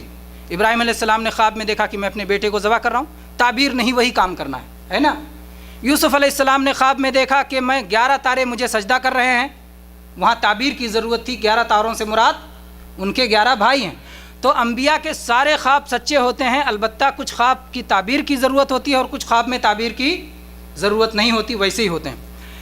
البتہ جو صالحین اور نیک لوگ ہیں ان کے زیادہ تر خواب سچے ہوتے ہیں، اور کبھی کبھی ایسے بھی خواب ان کو آ سکتے ہیں جن کی تعبیر کی ضرورت نہ ہو، لیکن زیادہ تر خوابوں میں ان کو تعبیر کی ضرورت ہوتی ہے۔ انبیاء اور صالحین کے علاوہ جو لوگ ہیں ان میں کئی لوگ ہو جاتے ہیں۔ انبیاء اور صالحین کے علاوہ جو ہوئے، ایک تو صالح آدمی، معروف ہے کہ یہ صالح ہے اور یہ نیک کام کرتا ہے، ہر آدمی اپنے بارے میں جانتا ہے کہ اللہ تعالیٰ نے اسے کس قدر صالح بنایا ہے، اور معاشرے کی بھی بہت ساری چیزوں کے ذریعے سے صالحیت سمجھ میں آتی۔ صالحین کے علاوہ 3 طرح کے لوگ ہیں۔ ایک کو آپ کہہ سکتے ہیں مستور الحال، مستور الحال یعنی جسے نہ صالح کہا جا سکتا ہے نہ فاسق کہا جا سکتا ہے۔ فاسق ان لوگوں کو کہتے ہیں جو گناہ کبیرہ کا ارتکاب کرتے ہیں، جو بڑے بڑے گناہوں کا ارتکاب کرتے ہیں، وہ فاسق ہوئے۔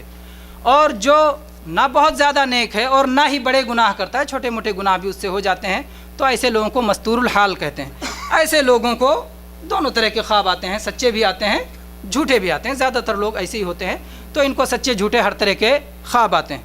فاسق لوگ جو ہیں جو کھلم کھلا گناہ کبیرہ کرتے ہیں ان کو بہت کم سچے خواب آتے ہیں، بہت کم سچے آتے ہیں، اور کافروں کو کبھی کبھار کوئی سچا خواب آ گیا تو آ گیا، نہیں تو عام طور پر ان کے خواب سچے نہیں ہوتے۔ اور اس سلسلے میں دلیل کیا ہے؟ اس سلسلے میں آپ جانیں کافروں اور فاسقوں کی دلیل، یوسف علیہ السلام کا خواب آپ نے سنا کہ یوسف علیہ السلام خواب کی تعبیر کے ماہر تھے، خواب کی تعبیر کے لیے ہی وہ جیل پہنچ گئے۔ ان کا قصہ لمبا ہے، ہم اس قصے میں نہیں جائیں گے۔ تو جب جیل میں تھے اس موقع پر دو شخص آئے جو جیل میں قید تھے، انہوں نے یوسف علیہ السلام سے تعبیر پوچھی۔ انہوں نے کہا، ایک شخص نے کہا کہ میں نے یہ دیکھا ہے کہ میں شراب بنا رہا ہوں اور اپنے مالک کو شراب پلا رہا ہوں، میں انگور نچوڑ کے شراب بنا رہا ہوں اور پھر میں اپنے مالک کو پلا رہا ہوں۔ اور ایک شخص نے کہا میں نے یہ خواب دیکھا ہے کہ میں اپنے سر پہ روٹی کی ٹوکری اٹھائے ہوئے ہوں اور پرندے اسے نوچ نوچ کے کھا رہے ہیں۔ یوسف علیہ السلام نے ان دونوں کی تعبیر کی، کہا کہ تم جیل سے آزاد ہو کے اپنے مالک کے پاس دوبارہ جاؤ گے اور تم اس کو شراب پلاؤ گے، اور اس کے کہا کہ تم کو سزا ہوگی، پھانسی کی سزا ہوگی، اور تمہاری لاش کو پھینک دیا جائے گا اور چیل کوے تمہاری لاش کو کھائیں گے۔ اور آپ نے کہا جو تعبیر کر دی گئی ایسا ہی ہوا، اور ایسا ہی ہوا جیسا اللہ کے نبی یوسف علیہ السلام نے تعبیر کی تھی۔ تو یہ دونوں ظاہر بات ہے اگر ایمان والے بھی رہے ہوں گے تو کسی اپنے جرم کی وجہ سے جیل گئے تو گویا فاسق ہوئے، انہوں نے گناہ کا، بڑا گناہ کا، سزا والے گناہ کا کام کیا، تو انہوں نے خواب دیکھا۔ تو فاسق بھی اس طرح سے کا خواب دیکھ سکتے ہیں۔ اور بادشاہ تو اس وقت کافر تھا، بادشاہ نے کیا خواب دیکھا؟ بڑا مشہور خواب ہے یوسف علیہ السلام کے قصے میں، اللہ تعالیٰ نے اس کو بھی ذکر کیا ہے۔ اس نے دیکھا کہ 7 موٹی گائیں ہیں اور 7 دبلی گائیں ہیں، دبلی گائیں موٹی گایوں کو کھا رہی ہیں۔ اور اسی طرح سے آپ نے دیکھا کہ 7 اس بادشاہ نے دیکھا کہ 7 ہری بالیاں ہیں اور 7 سوکھی بالیاں ہیں، سوکھی بالیاں ہری بالیوں کو کھا رہی ہیں۔ جب اس نے یہ خواب دیکھا تو جو اس کے ارد گرد میں تھے، جو حواری تھے، جو اس کے پاس جن کا وہ عالم تصور کرتا تھا، جن سے وہ خواب کی تعبیر پوچھ سکتا تھا، اس نے کہا کہ بھائی میرے خواب کی تعبیر کیا ہے، بتاؤ گے؟ ان لوگوں نے کہا ہم لوگ پریشان خیالات کی تعبیر نہیں بتاتے، یہ پریشان خیالات ہیں کہ کیا تعبیر ہو سکتی۔ لیکن بادشاہ کو خواب کچھ اہم لگ رہا تھا، اسے لگ رہا تھا کہ مجھے شاید مستقبل کی کوئی بات بتائی جا رہی ہے کہ جس کی مجھے تیاری ہونی چاہیے، یہ کیا ہے؟ یہ خواب اسے پریشان کیے ہوئے تھا، تعبیر اس کی چاہتا تھا۔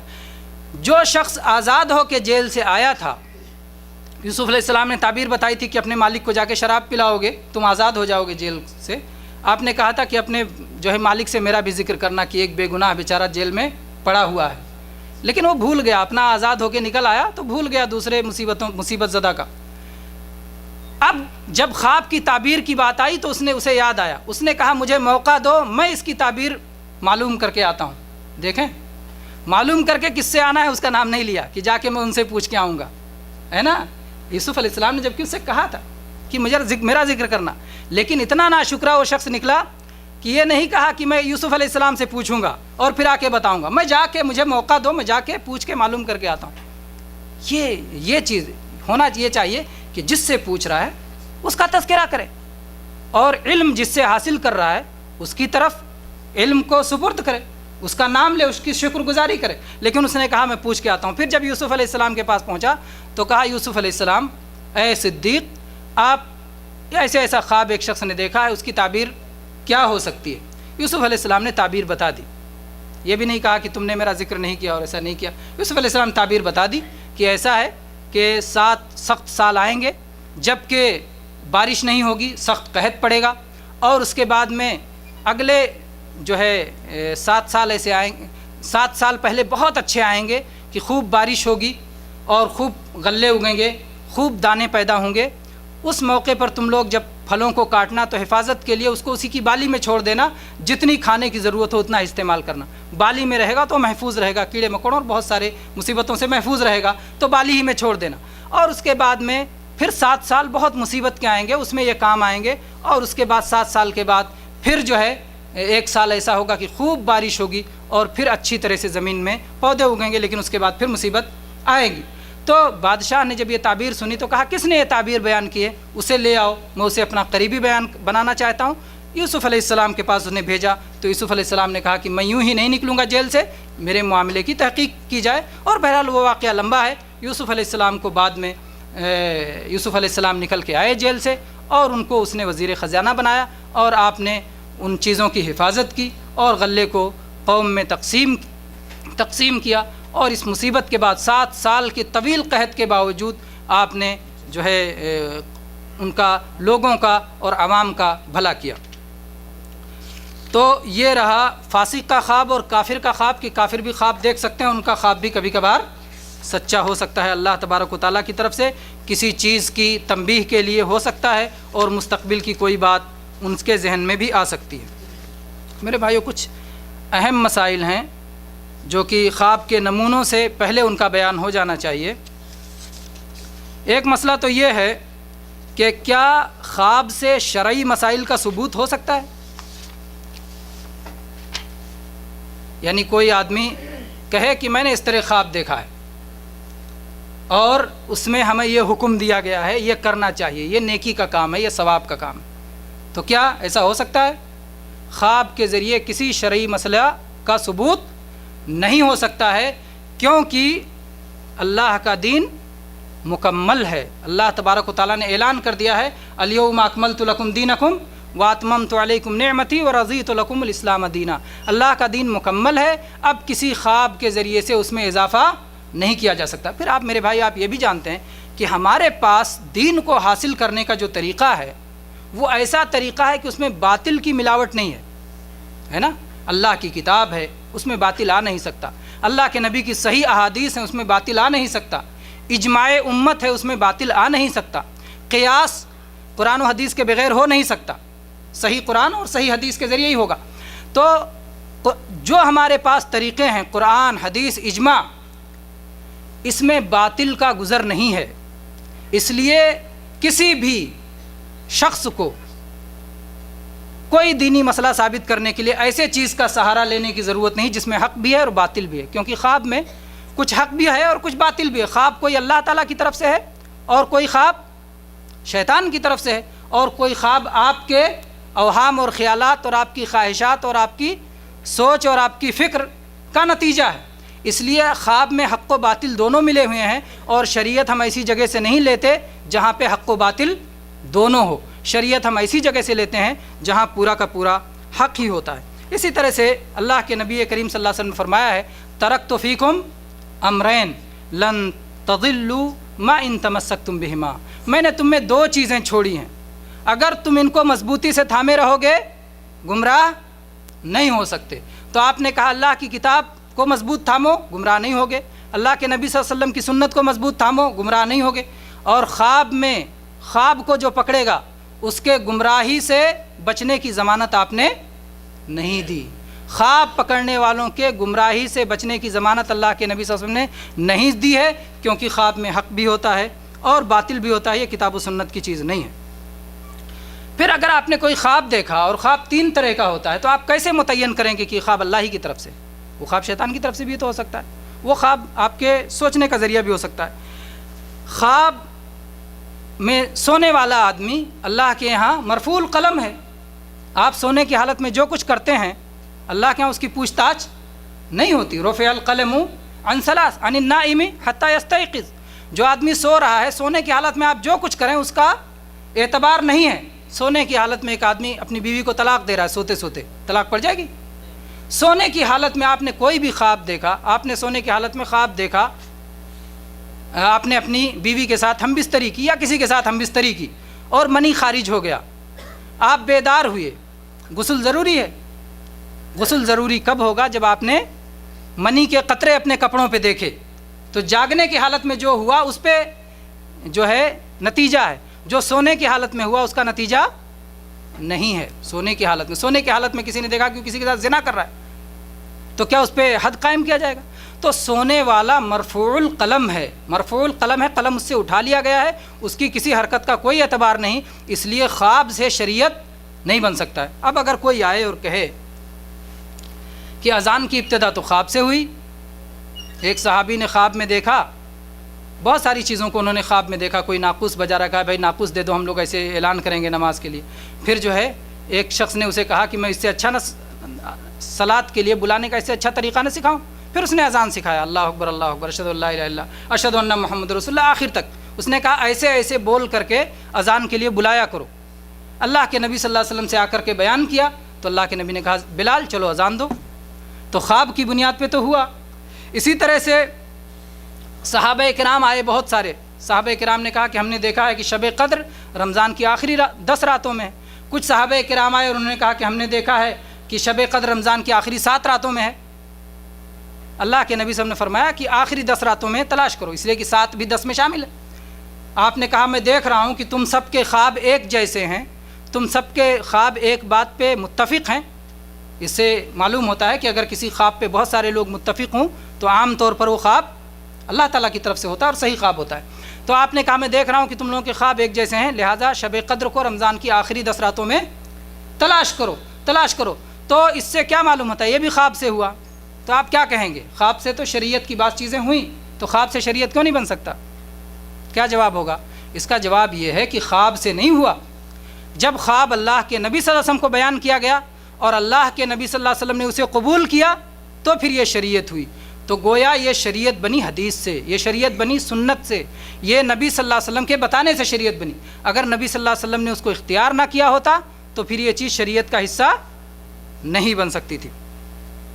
البتہ ایک چیز ہے کہ خواب سے کسی شرعی مسئلے کی تائید ہو سکتی ہے۔ اس کا کیا مفہوم ہے؟ ہم یہ حدیث پڑھیں گے تب پھر اس کا مفہوم صحیح طور پہ سمجھ میں آئے گا۔ بخاری و مسلم کی حدیث ہے، ابو جمرہ بیان کرتے ہیں، کہتے ہیں کہ میں نے حج تمتع کیا، کچھ لوگوں نے روکا کہ حج تمتع مت کرو۔ میں نے جا کر کے عبداللہ ابن عباس رضی اللہ عنہ سے سوال کیا۔ عبداللہ بن عباس رضی اللہ عنہ نے کہا نہیں، حج تمتع کرو۔ کس نے روکا حج تمتع سے؟ حج تمتع جائز ہے، حج تمتع کرو۔ کہتے ہیں کہ پھر اس کے بعد میں نے حج تمتع کر لیا۔ پھر میں نے خواب میں دیکھا کہ کوئی مجھ سے کہنے والا کہہ رہا ہے حج قبول ہے، عمرہ قبول ہے، حج مقبول ہے، عمرہ مقبول ہے۔ کرے میں بڑا خوش ہوا۔ میں عبداللہ ابن عباس رضی اللہ عنہ کے پاس آیا اور میں نے ان سے یہ خواب بیان کیا تو عبداللہ بن عباس رضی اللہ عنہ کہا نبی کریم صلی اللہ علیہ وسلم کی سنت ہے، اور کہا کہ میرے پاس تم ذرا رکو، میں اپنے مال میں سے کچھ تمہیں دینا چاہتا ہوں جو تم نے خواب دیکھا ہے اس بنیاد پر۔ تو اس خواب سے ایک مسئلے کی تائید ہوئی کہ حج تمتع جائز ہے۔ لیکن دوسرا مسئلہ اس میں اور بھی ہے، وہ یہ ہے کہ بشارت، اس میں بشارت ہوئی۔ کس کی بشارت ہوئی؟ کون بتائے گا؟ قبول ہونے کی بشارت ہوئی۔ اور کیا بشارت ہوئی؟ ابن مسعود رضی اللہ عنہ نے ابن عباس رضی اللہ عنہ کے قول کی تائید ہوئی۔ ابن عباس رضی اللہ عنہ کی قول کی تائید ہوئی کہ آپ کو جو آپ نے مسئلہ بتایا تھا وہ مسئلہ برحق نبی صلی اللہ علیہ وسلم کی سنت کے مطابق ہے۔ تو عبداللہ ابن عباس رضی اللہ عنہ اس بشارت پہ خوش ہوئے کہ میں نے ایک مسئلہ بتایا اور وہ مسئلہ اللہ تبارک و تعالیٰ کی طرف سے اس کی تائید ہوئی۔ عبداللہ بن عباس نے کس سے سنا تھا یا کس سے دیکھا تھا؟ نبی صلی اللہ علیہ وسلم کے ساتھ انہوں نے حج کیا تھا، وہ جانتے تھے کہ بہت سارے صحابہ نے حج تمتع کیا تھا اللہ کے نبی کے ساتھ۔ تو انہوں نے کوئی مسئلہ ایسا نہیں بتایا جو کتاب و سنت سے خارج تھا، کتاب و سنت کے مسئلہ بتایا تھا، لیکن اس کی تائید خواب سے ہوئی۔ خواب سے تائید اس وقت قبول کی جائے گی جب اصل کہاں موجود ہو؟ کتاب و سنت میں جب اصل موجود ہو تب تائید مقبول ہوگی، نہیں تو مقبول نہیں۔ ان کے لیے شیخ انعام دے دیں۔ آفتاب بھائی نے ماشاءاللہ بہت اچھی طرح مسئلے کو سمجھا، اللہ آپ کے علم و فہم کو اور زیادہ کرے۔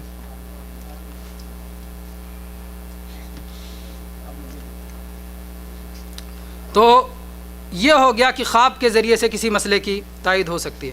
لیکن میرے بھائیو، جب خواب کی یہ حقیقت ہے کہ خواب میں باطل اور حق ملا ہوا ہے، بہت ساری ایسی کتابیں آپ پائیں گے مارکیٹ میں کہ جو خواب ہی کے ذریعے پورا ان کا اعتماد ہے۔ آپ یہ دیکھیں کہ اعتماد اور اعتزاد میں فرق ہے۔ اعتماد اور اعتزاد عربی کا دونوں لفظ ہے۔ اب ہم اردو میں کیسے کہہ سکتے ہیں؟ ایک استیناس کہتے ہیں اردو میں، یا کہتے ہیں تائید کہہ لیجیے آپ، کہ ایک چیز ہے کہ وہی اصل ہو اور ایک چیز ہے وہ تائید ہو۔ ایک چیز وہی اصل ہو، ایک چیز تائید ہو۔ جیسے کھانے میں سلاد، یہ اصل ہے کہ تائید ہے؟ کھانے کی لذت کو ہضم کو آسان بناتا ہے، لذت کو بڑھاتا ہے۔ تو اصل آپ کا جو غذا ہے، روٹی ہے، گوشت ہے، جو ہے غذا وہ اصل ہے، اور اوپر سے جو سلاد یا فروٹ ہے وہ استیناس ہے، تائید ہے، عمدہ نہیں، اعتماد نہیں ہے۔ تو خوابوں پر اعتماد نہیں کیا جا سکتا ہے، خوابوں کو بطور تائید لیا جا سکتا ہے، جیسا کہ ابھی بیان کیا، اور اس بات پر سارے علماء متفق ہیں، جیسا کہ امام ابن تیمیہ رحمہ اللہ نے اس بات کو ذکر کیا ہے کہ علماء کہتے ہیں کہ ایسی چیزیں جو اعتماد جن پر نہیں کیا جا سکتا لیکن ان سے تائید کی جا سکتی ہے، جیسے اسرائیلی روایت، اللہ کے نبی نے کیا کہا، اسرائیلی روایت بیان کرو، لیکن کیا اسرائیلی روایت ہی اصل ہو؟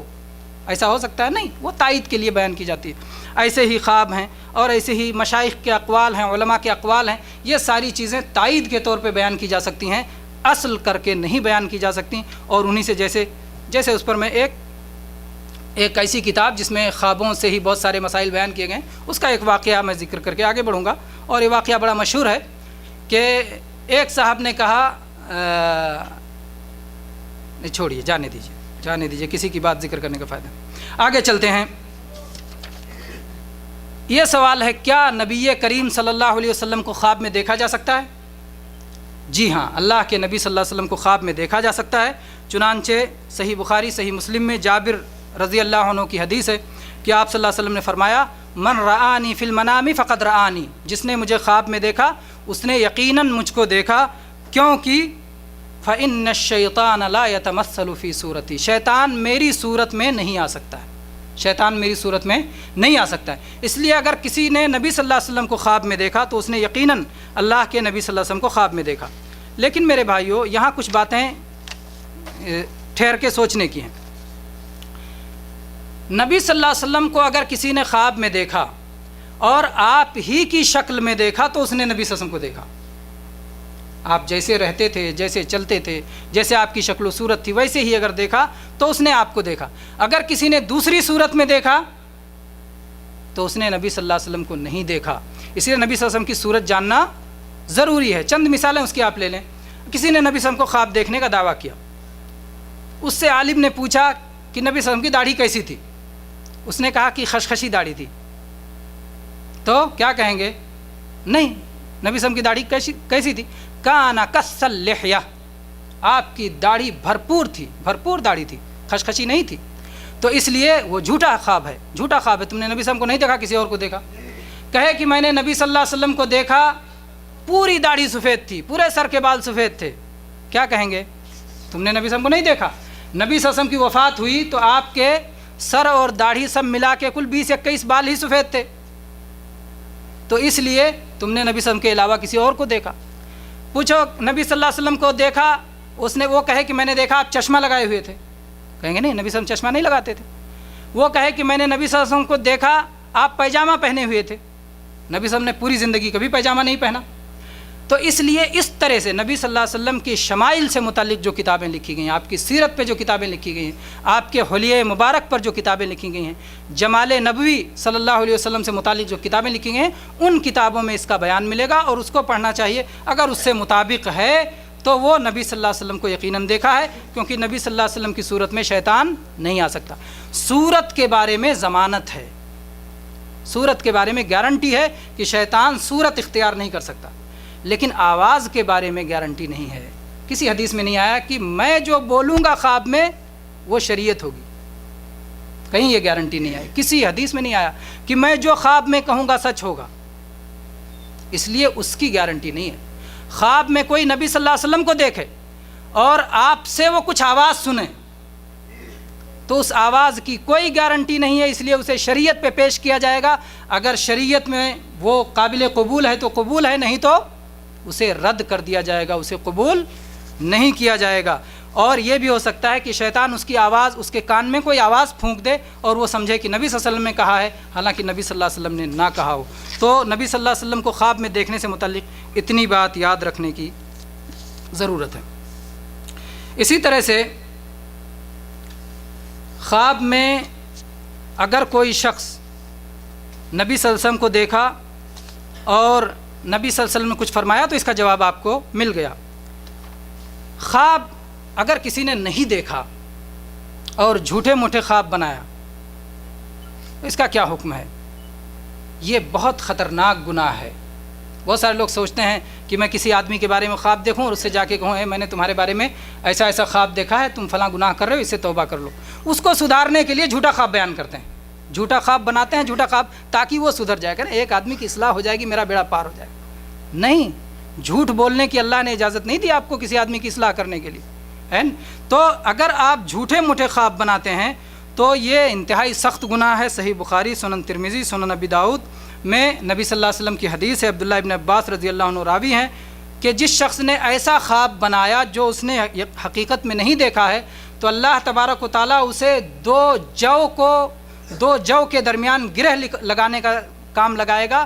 جب تک وہ دونوں جو کے درمیان گرہ نہیں لگا دے گا تب تک اللہ اسے عذاب دیتا رہے گا۔ اور ظاہر بات ہے کوئی دو جو میں گرہ نہیں لگا سکتا۔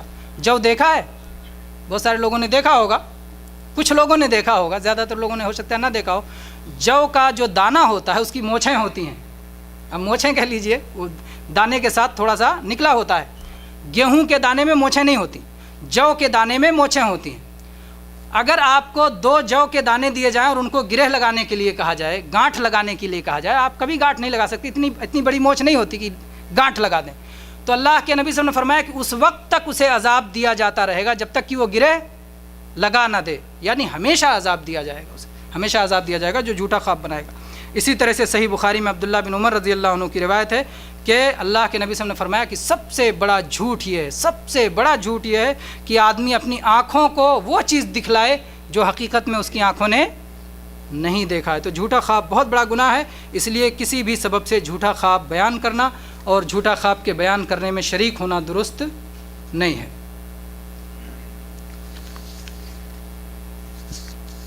آگے چلتے ہیں، کچھ خواب کے نمونے دیکھتے ہیں۔ تھوڑا سا تو ہے انعامات بھی تقسیم کرنا، بس ایک خواب میں بیان کروں۔ بہت سارے نبی صلی اللہ علیہ وسلم سے بہت سارے خواب آئے ہیں اور ان کی تعبیریں بھی آئی ہیں، اور مردوں کا خواب اور عورتوں کے خواب سے متعلق بھی بہت سارے خواب آئے ہیں، لیکن وقت چونکہ بہت تیزی سے گزر رہا ہے اور بہت آگے جا رہا ہے، اس لیے میں 2-3 خواب بیان کر کے اور پھر اپنی بات ختم کروں گا۔ اور آپ لوگوں کے انعامات بھی رکھے ہوئے ہیں کہ جو جوابات دیں گے ان کے انعام ملے گا۔ پہلے یہی دیکھ لیتے ہیں دن کا خواب۔ بہت سارے لوگ کہتے ہیں، یہ حدیث بیان کرتے ہیں، اصدق الرؤیا بالاسحار، کہ آخری سہ پہر کا خواب بہت سچا ہوتا ہے۔ یہ حدیث ضعیف ہے، یہ حدیث ضعیف ہے، اس لیے یہ کہنا کہ تیسرے پہر کا خواب بالکل سچا ہوتا ہے، جب حدیث ضعیف ہے تو اسے دلیل نہیں بنایا جا سکتا۔ سچے خواب دن میں بھی آ سکتے ہیں، رات میں بھی آ سکتے ہیں، صبح بھی آ سکتے ہیں، شام میں بھی آ سکتے ہیں، کبھی بھی سچے خواب آ سکتے ہیں۔ چنانچہ نبی کریم صلی اللہ علیہ وسلم کی یہ حدیث دیکھیں، انس ابن مالک رضی اللہ عنہ کہتے ہیں کہ آپ ام حرام بنت ملحان رضی اللہ عنہا کے گھر گئے، وہ عبادہ ابن صامت رضی اللہ عنہ کی بیوی تھیں۔ ایک دن آپ ان کے گھر گئے، انہوں نے کھانا کھلایا اور آپ کے سر میں جوئیں ڈھونڈ رہی تھیں اور آپ لیٹے اور سو گئے۔ اللہ کے نبی صلی اللہ علیہ وسلم لیٹے اور سو گئے اور آپ نے خواب دیکھا، آپ بیدار ہوئے اور آپ ہنس رہے تھے۔ تو کہا کہ اللہ کے نبی صلی اللہ علیہ وسلم آپ کیوں ہنس رہے ہیں؟ تو آپ نے فرمایا کہ میری امت کے کچھ لوگ ہیں جو اللہ کی راہ میں غزوہ کر رہے ہیں اور وہ سمندر پہ ایسے ہی سمندر کی سواری کر رہے ہیں جیسے بادشاہ اپنے تخت پہ بیٹھتا ہے، یعنی پورے شان کے ساتھ وہ سمندری غزوہ کر رہے ہیں، پورے شان کے ساتھ سمندری غزوہ کر رہے ہیں۔ تو کہا کہ اللہ کے نبی صلی اللہ علیہ وسلم آپ دعا کر دیجئے کہ اللہ تبارک و تعالیٰ مجھے بھی ان لوگوں میں سے بنا دے، یعنی میں بھی اس میں شریک رہوں، عورتیں بھی شریک جہاد۔ تو کہا اللہ کے نبی میرے لیے دعا کر دیجئے، تو اللہ کے نبی صلی اللہ علیہ وسلم نے ان کے لیے بھی دعا کی۔ پھر کہتے ہیں کہ پھر آپ نے سر رکھا اور پھر لیٹ گئے، پھر سو گئے، پھر دوبارہ بیدار ہوئے تو آپ ہنس رہے تھے۔ تو کہا اللہ کے نبی صلی اللہ علیہ وسلم نے فرمایا کہ میں نے کچھ اور لوگوں کو بھی دیکھا کہ وہ اللہ کی راہ میں غزوہ کر رہے ہیں۔ تو کہا کہ اللہ کے نبی دعا کیجئے کہ میں بھی ان لوگوں کے ساتھ رہوں۔ تو آپ نے کہا نہیں، تم پہلے لوگوں کے ساتھ ہو۔ 2 خواب آپ نے دیکھا، 2 لوگوں سے متعلق تھے۔ تو آپ نے کہا کہ جو پہلا سمندری غزوہ ہوگا تم اس کے ساتھ رہو گی، اور چنانچہ یہی ہوا کہ وہ پہلے میں شریک رہیں اور دوسرے میں وہ شریک نہیں ہو سکیں، ان کی وفات ہو گئی۔ تو اس سے نبی صلی اللہ علیہ وسلم کی نبوت کی صداقت بھی معلوم ہوتی کہ جو آپ کہتے تھے وہ اللہ کی طرف سے ہوتا تھا، اور ویسے ہی ہوا، پہلے غزوہ میں شریک ہوئیں اور دوسرے میں شریک نہیں ہو سکیں۔ یہ صحیح بخاری کی حدیث ہے۔ یہ تو رہا دن میں خواب، نبی صلی اللہ علیہ وسلم دن میں گئے تھے اور دن میں خواب دیکھا گیا، تو دن کا خواب ہو، رات کا خواب ہو، سارے خواب برابر ہیں۔ عورتوں کا خواب، عورتوں کا خواب بھی مردوں کے خواب، بہت سارے لوگ کہتے ہیں عورتیں بہت جھوٹی ہوتی ہیں، بہت ساری جھوٹی باتیں کرتی ہیں، اس لیے عورتوں کے خواب کا کوئی اعتبار نہیں۔ نہیں، عورتیں بھی سچا خواب دیکھ سکتی ہیں اور عورتوں کو بھی سچے خواب آ سکتے ہیں۔ چنانچہ امام ابن شہاب زہری رحمۃ اللہ علیہ بیان کرتے ہیں، یہ صحیح بخاری کی حدیث ہے، یہ راوی ہیں امام ابن شہاب، کہتے ہیں کہ زید ابن ثابت نے بتایا کہ انصار کی ایک خاتون ام العلا جن کا نام تھا، نبی صلی اللہ علیہ وسلم سے بیعت کیا تھا انہوں نے۔ کہتی ہیں کہ جب نبی صلی اللہ علیہ وسلم نے مہاجرین کو تقسیم کرنے کے لیے قرعہ ڈالا تو ہمارے حصے میں عثمان ابن مظعون رضی اللہ عنہ، جو خلیفہ راشد ہیں، عثمان ابن عفان ہیں، وہ دوسرے صحابی ہیں، اور یہ عثمان ابن مظعون رضی اللہ عنہ ہیں، یہ ان کے حصے میں آئے۔ کہتے ہیں یہ ہمارے گھر میں مہمان ہوئے اور اس کے بعد میں ان کو وفات والی بیماری ہوئی، پھر وہ ان کی وفات ہو گئی، پھر انہیں غسل دیا گیا، انہیں کفن دیا گیا۔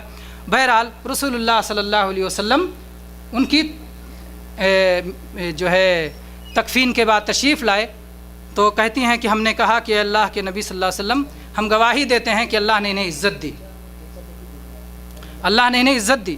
اللہ کے نبی صلی اللہ علیہ وسلم نے فرمایا کہ تمہیں کیا پتہ کہ اللہ نے عزت دی؟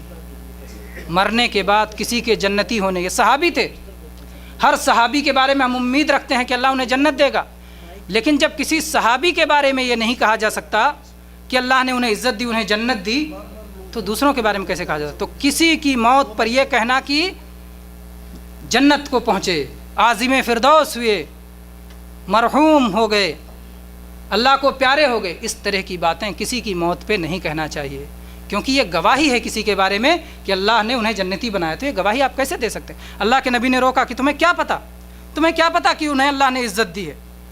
تو کہتے ہیں اے اللہ کے رسول میرے باپ آپ پہ قربان، صحابہ کو اللہ عزت دینے والا ہے، اللہ کسے عزت دے گا؟ تو اللہ کے نبی صلی اللہ علیہ وسلم نے فرمایا کہ اللہ کی قسم انہیں موت آ گئی، یقین آ گئی، اور مجھے اللہ سے ان کے لیے خیر کی امید ہے، خیر کی امید ہے، صحابی تھے، ایمان والے تھے، لیکن میں اللہ کا رسول ہوں اور مجھے یہ بھی نہیں معلوم کہ میرے ساتھ کیا ہوگا۔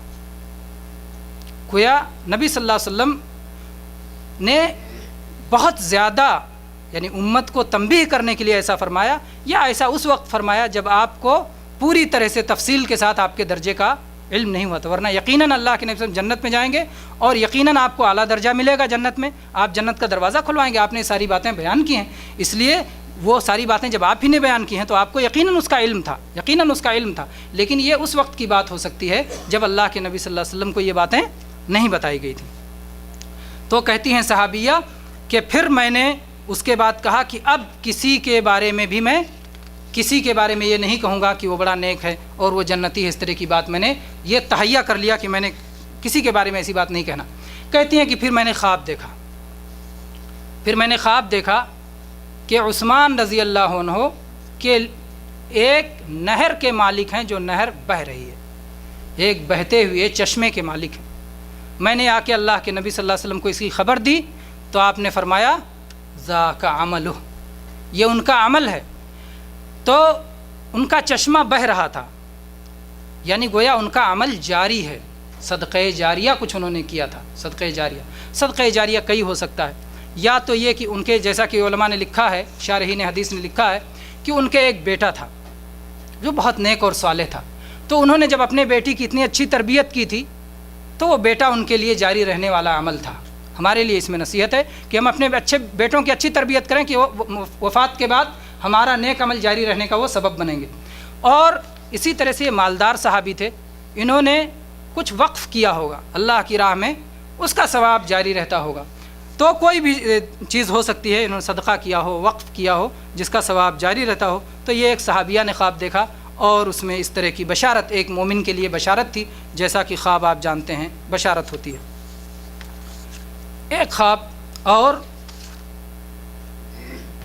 عبداللہ ابن عمر رضی اللہ عنہ کی ذرا لمبی حدیث ہے، صحیح بخاری اور صحیح مسلم میں ہے، اور چونکہ اس میں خواب کے تعلق سے بہت ساری مفید باتیں ہیں اس لیے اس کو بیان کر دینا مناسب ہے۔ کہتے ہیں کہ نبی کریم صلی اللہ علیہ وسلم کے زمانے میں جب کوئی خواب دیکھتا تھا، اللہ کے نبی صلی اللہ علیہ وسلم کا عام طور پہ طریقہ یہ تھا کہ جب فجر کی صلاۃ پڑھ لیتے تھے تو اس کے بعد صحابہ سے پوچھتے تھے کسی نے کوئی خواب دیکھا ہے، کسی نے کوئی خواب دیکھا ہے؟ تو جو کوئی خواب دیکھے رہتا تھا بیان کرتا تھا، اور اللہ کے نبی صلی اللہ علیہ وسلم اس کی تعبیر فرماتے تھے۔ اسی لیے کہتے ہیں کہ خواب کی تعبیر بتانے کا سب سے بہترین وقت فجر کی صلاۃ کے بعد کا وقت ہے، یہ تعبیر بتانے کا سب سے پیارا وقت ہے اور سب سے اچھا وقت ہے۔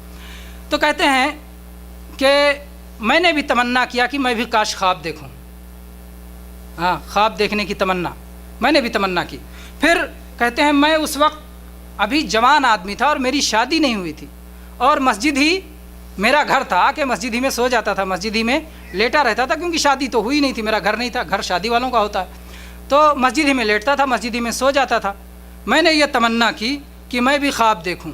تمنا کیوں کی تھی میرے بھائیوں؟ اس لیے کہ اللہ کے نبی صلی اللہ علیہ وسلم کی زبانی اس کی تعبیر ملے، اللہ کے نبی صلی اللہ علیہ وسلم کی زبان سے اس کی تعبیر چاہتے تھے۔ تو کہتے ہیں کہ میں نے کہا کہ اے عبداللہ، ایک دن میں لیٹا تو میں نے کہا کہ اے عبداللہ، اے اللہ، اللہ سے دعا کی، اے اللہ اگر اپنے اس بندے میں کچھ خیر تجھے معلوم ہے تو اس بندے کو بھی خواب دکھا دے تاکہ اللہ کے نبی صلی اللہ علیہ وسلم کی تعبیر مل جائے۔ تو کہتے ہیں میں نے خواب میں دیکھا کہ میرے ہاتھ میں ریشم کا ایک رومال ہے، اور اس رومال کے ذریعے میں جنت میں جہاں جاتا ہوں اڑتا ہوں۔ اور کہتے ہیں میں نے خواب میں دیکھا کہ مجھے 2 فرشتے پکڑ کے لے جا رہے ہیں جہنم میں، فرشتوں کے ہاتھ میں لوہے کا کوئی ہتھیار ہے اور مجھے جہنم میں لے کے جا رہے ہیں۔ کہہ رہے ہیں بہت گھبرا گیا، میں بہت ڈر گیا، خوف طاری ہو گیا، مجھے جہنم لے کے جا رہے ہیں۔ کہہ رہے ہیں میں اسی میں کہنے لگا اعوذ باللہ من النار، خواب ہی میں اعوذ باللہ من النار، اعوذ باللہ من النار، اللہ جہنم سے حفاظت کیجیے، اللہ جہنم سے حفاظت کیجیے۔ کہتے ہیں پھر اس کے بعد ایک فرشتہ اور نظر آیا، وہ کہتا ہے گھبرانے کی بات نہیں، تم نیک آدمی ہو، کیوں ڈرتے ہو، کیوں ڈرتے ہو، تم نیک آدمی ہو، گھبرانے کی کوئی بات نہیں ہے۔ اس کے بعد کہتے ہیں پھر میری آنکھ کھل گئی، میری آنکھ کھل گئی۔ پھر میں نے اللہ کے نبی صلی اللہ علیہ وسلم سے یہ خواب بیان کیا، نہیں اللہ کے نبی صلی اللہ علیہ وسلم سے نہیں، اپنی بہن حفصہ رضی اللہ عنہ سے جو نبی صلی اللہ علیہ وسلم کی بیوی تھیں، حفصہ رضی اللہ عنہ سے خواب بیان کیا۔ نبی صلی اللہ علیہ وسلم سے ڈائریکٹ بیان کرتے ہوئے شرمائے، شاید اس میں ان کی خوشخبری بھی تھی جو کہا گیا تھا نیک آدمی ہے، اس لیے اپنی تعریف نہیں کرنا چاہتے رہے ہوں گے، یا ویسے بھی چھوٹے تھے اس لیے نہیں بیان کر، کوئی وجہ رہی، بہرحال انہوں نے اپنی بہن حفصہ رضی اللہ عنہ سے بیان کیا۔ حفصہ رضی اللہ عنہ نے نبی صلی اللہ علیہ وسلم سے بیان کیا، تو نبی صلی اللہ علیہ وسلم نے فرمایا کہ عبداللہ نیک آدمی ہے، اور کاش وہ رات میں اور صلات پڑھا کریں، اور صلات پڑھا کریں، جیسا کہ بعض حدیث کے الفاظ میں یہ بھی آیا ہے کہ اس فرشتے نے کہا عبداللہ تم تو نیک آدمی ہو، تم راتوں کو صلات پڑھتے ہو۔ راتوں کو کون سی صلات؟ عشاء کی صلات رات کو پڑھتے ہیں، تہجد کی صلات، یعنی تم رات کو صلات پڑھا کرو، تم نیک آدمی ہو۔ تو نبی صلی اللہ علیہ وسلم نے ویسے ہی تعبیر فرمائی جیسے کہ خواب میں دیکھا گیا تھا۔ اللہ تبارک و تعالیٰ سے دعا ہے کہ اللہ تبارک و تعالیٰ ہم سب کو خواب کے معاملے میں شریعت کے احکام سیکھنے کی توفیق عطا فرمائے، اور خواب کے بارے میں جو احکام دیے گئے ہیں ان کو اسی طرح برتنے کی، اور سچے خواب اللہ تبارک و تعالیٰ ہمیں دکھائے، اور شیطان کے ڈراؤنے خوابوں سے اور تکلیف دہ خوابوں سے اللہ ہماری حفاظت فرمائے۔ آمین وآخر دعوانا الحمدللہ رب العالمین وصلی اللہ علی نبینا وسلم۔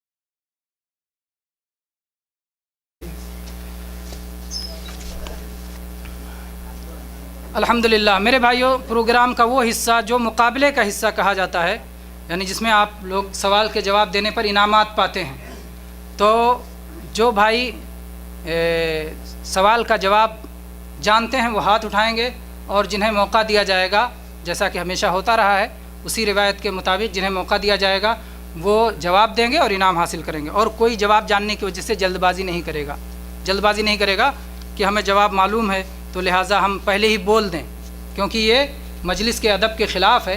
جس کو موقع دیا جائے وہی جواب دے۔ خواب کی حقیقت نہ جاننے پر کن کن دشواریوں کا سامنا ہو سکتا ہے؟ کون جو جواب جانتے ہیں؟ خواب کی حقیقت نہ جاننے پر کیسی کیسی مشکلات آ سکتی ہیں؟ ایک بھائی نے ہاتھ اٹھایا، 2 نے ہاتھ اٹھایا، 3 نے ہاتھ اٹھایا، 4 نے ہاتھ اٹھایا، ماشاء اللہ۔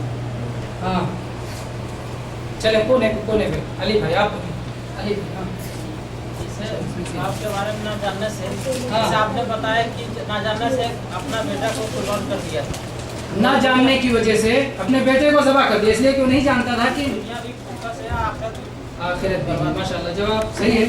جواب کا ایک حصہ ہوا کہ خواب کی حقیقت نہ جاننے کی وجہ سے آدمی ہر خواب کو سچا سمجھ لیتا ہے، جبکہ خواب ہر سچا نہیں ہوتا، اس میں جھوٹا بھی ہوتا ہے اور شیطان کی طرف سے۔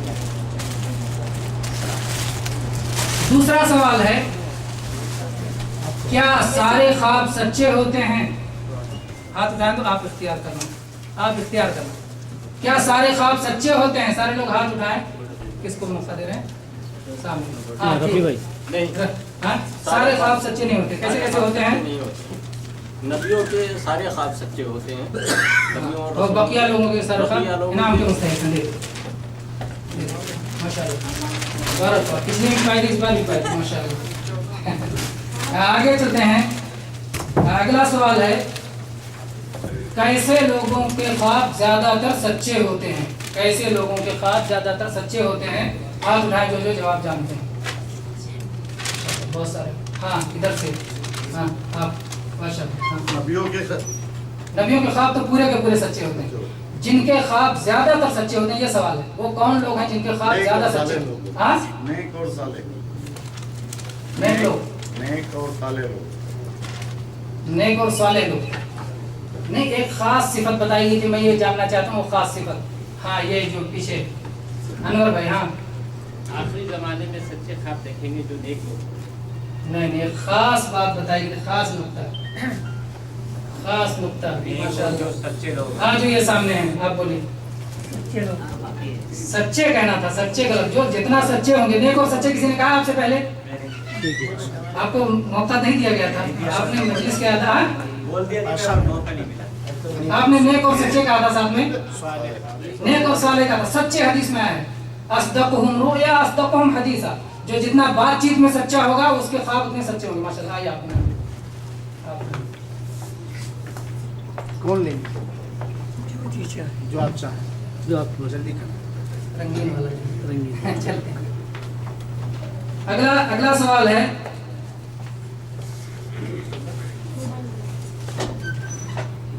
اگر کسی کو خواب میں کوئی بشارت ملے تو کیا کرنا چاہیے؟ اگر کسی کو خواب میں کوئی بشارت ملے تو کیا کرنا چاہیے؟ بہت سارے ساتھی ہاتھ اٹھائیں، ادھر سے ہاتھ اٹھا رہے تھے، نہیں اٹھا رہے ہیں؟ ماشاء اللہ، بار بار ہاتھ اٹھا رہے ہیں اور لگتا ہے۔ چلیے آپ ہی بتائیے، کسی کو خواب سچا خواب ملے، خواب میں بشارت ملے تو کیا کرنا چاہیے؟ کو اچھے یعنی عقل مند اور عالم سے اس کی تعبیر۔ تعبیر تو بہت بات کی بات ہے۔ اگر خواب میں ہی آپ کو لگے کہ اچھا خواب ہے تو سب سے پہلا کام کیا کرنا ہے؟ پہلا کام سبحان اللہ کہنا چاہیے، الحمدللہ کہنا چاہیے، اللہ کا حمد و ثنا بنا، الحمدللہ کہنا چاہیے۔ نام آئے سچے خواب پہ الحمدللہ کہنا چاہیے، نام بشارت پہ سب سے پہلا کام الحمدللہ۔ کون چاہیے؟ جو آپ لینا ہو لے لو، آپ آنکھ بند کر لیجیے، جلدی کرو، دن نہ جو کوئی ایک لے لیتا تاکہ دوسرے کو موقع دے۔ آگے جو ہے، سچے خواب دیکھنے پر کئی آداب بتائے گئے ہیں، 5 یا 6 ادب بتایا گیا ہے، اور اس کا انعام پہلے سے متعین ہو گیا۔ شیخ رومال، تولیہ رومال ختم ہو گیا۔ ہاں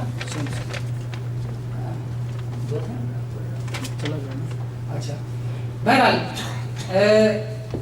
سارے انعامات برابر ہیں انشاءاللہ، کوئی سارے سوالات بھی برابر رہیں گے۔ سوال ہے، کہ 6 आदाब तकरीबन बताए गए थे, कोई 3 अदब बताएं। इसमें सच्चे ख्वाब, अगर किसी को नेक ख्वाब नजर आए तो कोई 3 अदब उसका बयान करना है। आप इनाम पा चुके आप इनाम पा चुके, नए लोगों को मौका दें ताकि ज़्यादा से ज़्यादा इनाम पाए। हाँ चले इधर से चिल्लाने में। जो ये ख्वाब देखेगा तो वो ये पूरा ख्वाब देखेगा तो अच्छे ख्वाब के आदाब बताना, बुरे ख्वाब के आदाब बताने के लिए लोग तैयार हैं। चलो अच्छे ख्वाब देखें तो 3 काम, कोई 3 काम। आप मौका दे रहे हैं दूसरे को, हाँ जिनके हाथ में कलम है। चले उसमें पहला अदब है कि अल्हम्दुलिल्लाह कहे। हाँ। उसके बाद फिर किसी यानी आलम से पता करे या यानी उसकी तफसीर पूछ सकता है, दूसरे को बयान कर सकता है, कर सकते हैं, आलम से पता करे या किसी अकल वाले से महबूब पता से, करे हाँ। या अपने महबूब से हाँ। पता करे। और एक और है उसमें कई आदाब असल में दूसरे में आपके दाखिल हो गए। जी, जी। आप इनाम मुस्तहिक हैं। कई आदाब दूसरे में दाखिल हो गए, जबकि और कई आदाब हैं जो अदब इन्होंने नहीं बयान किया है, वो कौन बयान कर सकता? सच्चे ख्वाब के और भी आदाब, ये एक तरह से याद दहानी भी है, याद दहानी भी है। अनवर भाई आप इनाम पा चुके? हाँ हाँ उठाए हाथ, उठाए हाथ। वो 2 रकात नमाज नफिल 2 रकात नफिल नमाज पढ़े और अलहम्द कहे और अपने महबूब अलहम्द कहे, शायद इन्होंने बयान किया था। हाँ अपने महबूब और करीबी से को बयान कर आए आपकी नाम में। अगला जो है सवाल है, क्या मर्दों और औरतों के ख्वाब में कोई फर्क है? क्या मर्दों और औरतों के ख्वाब में कोई फर्क है?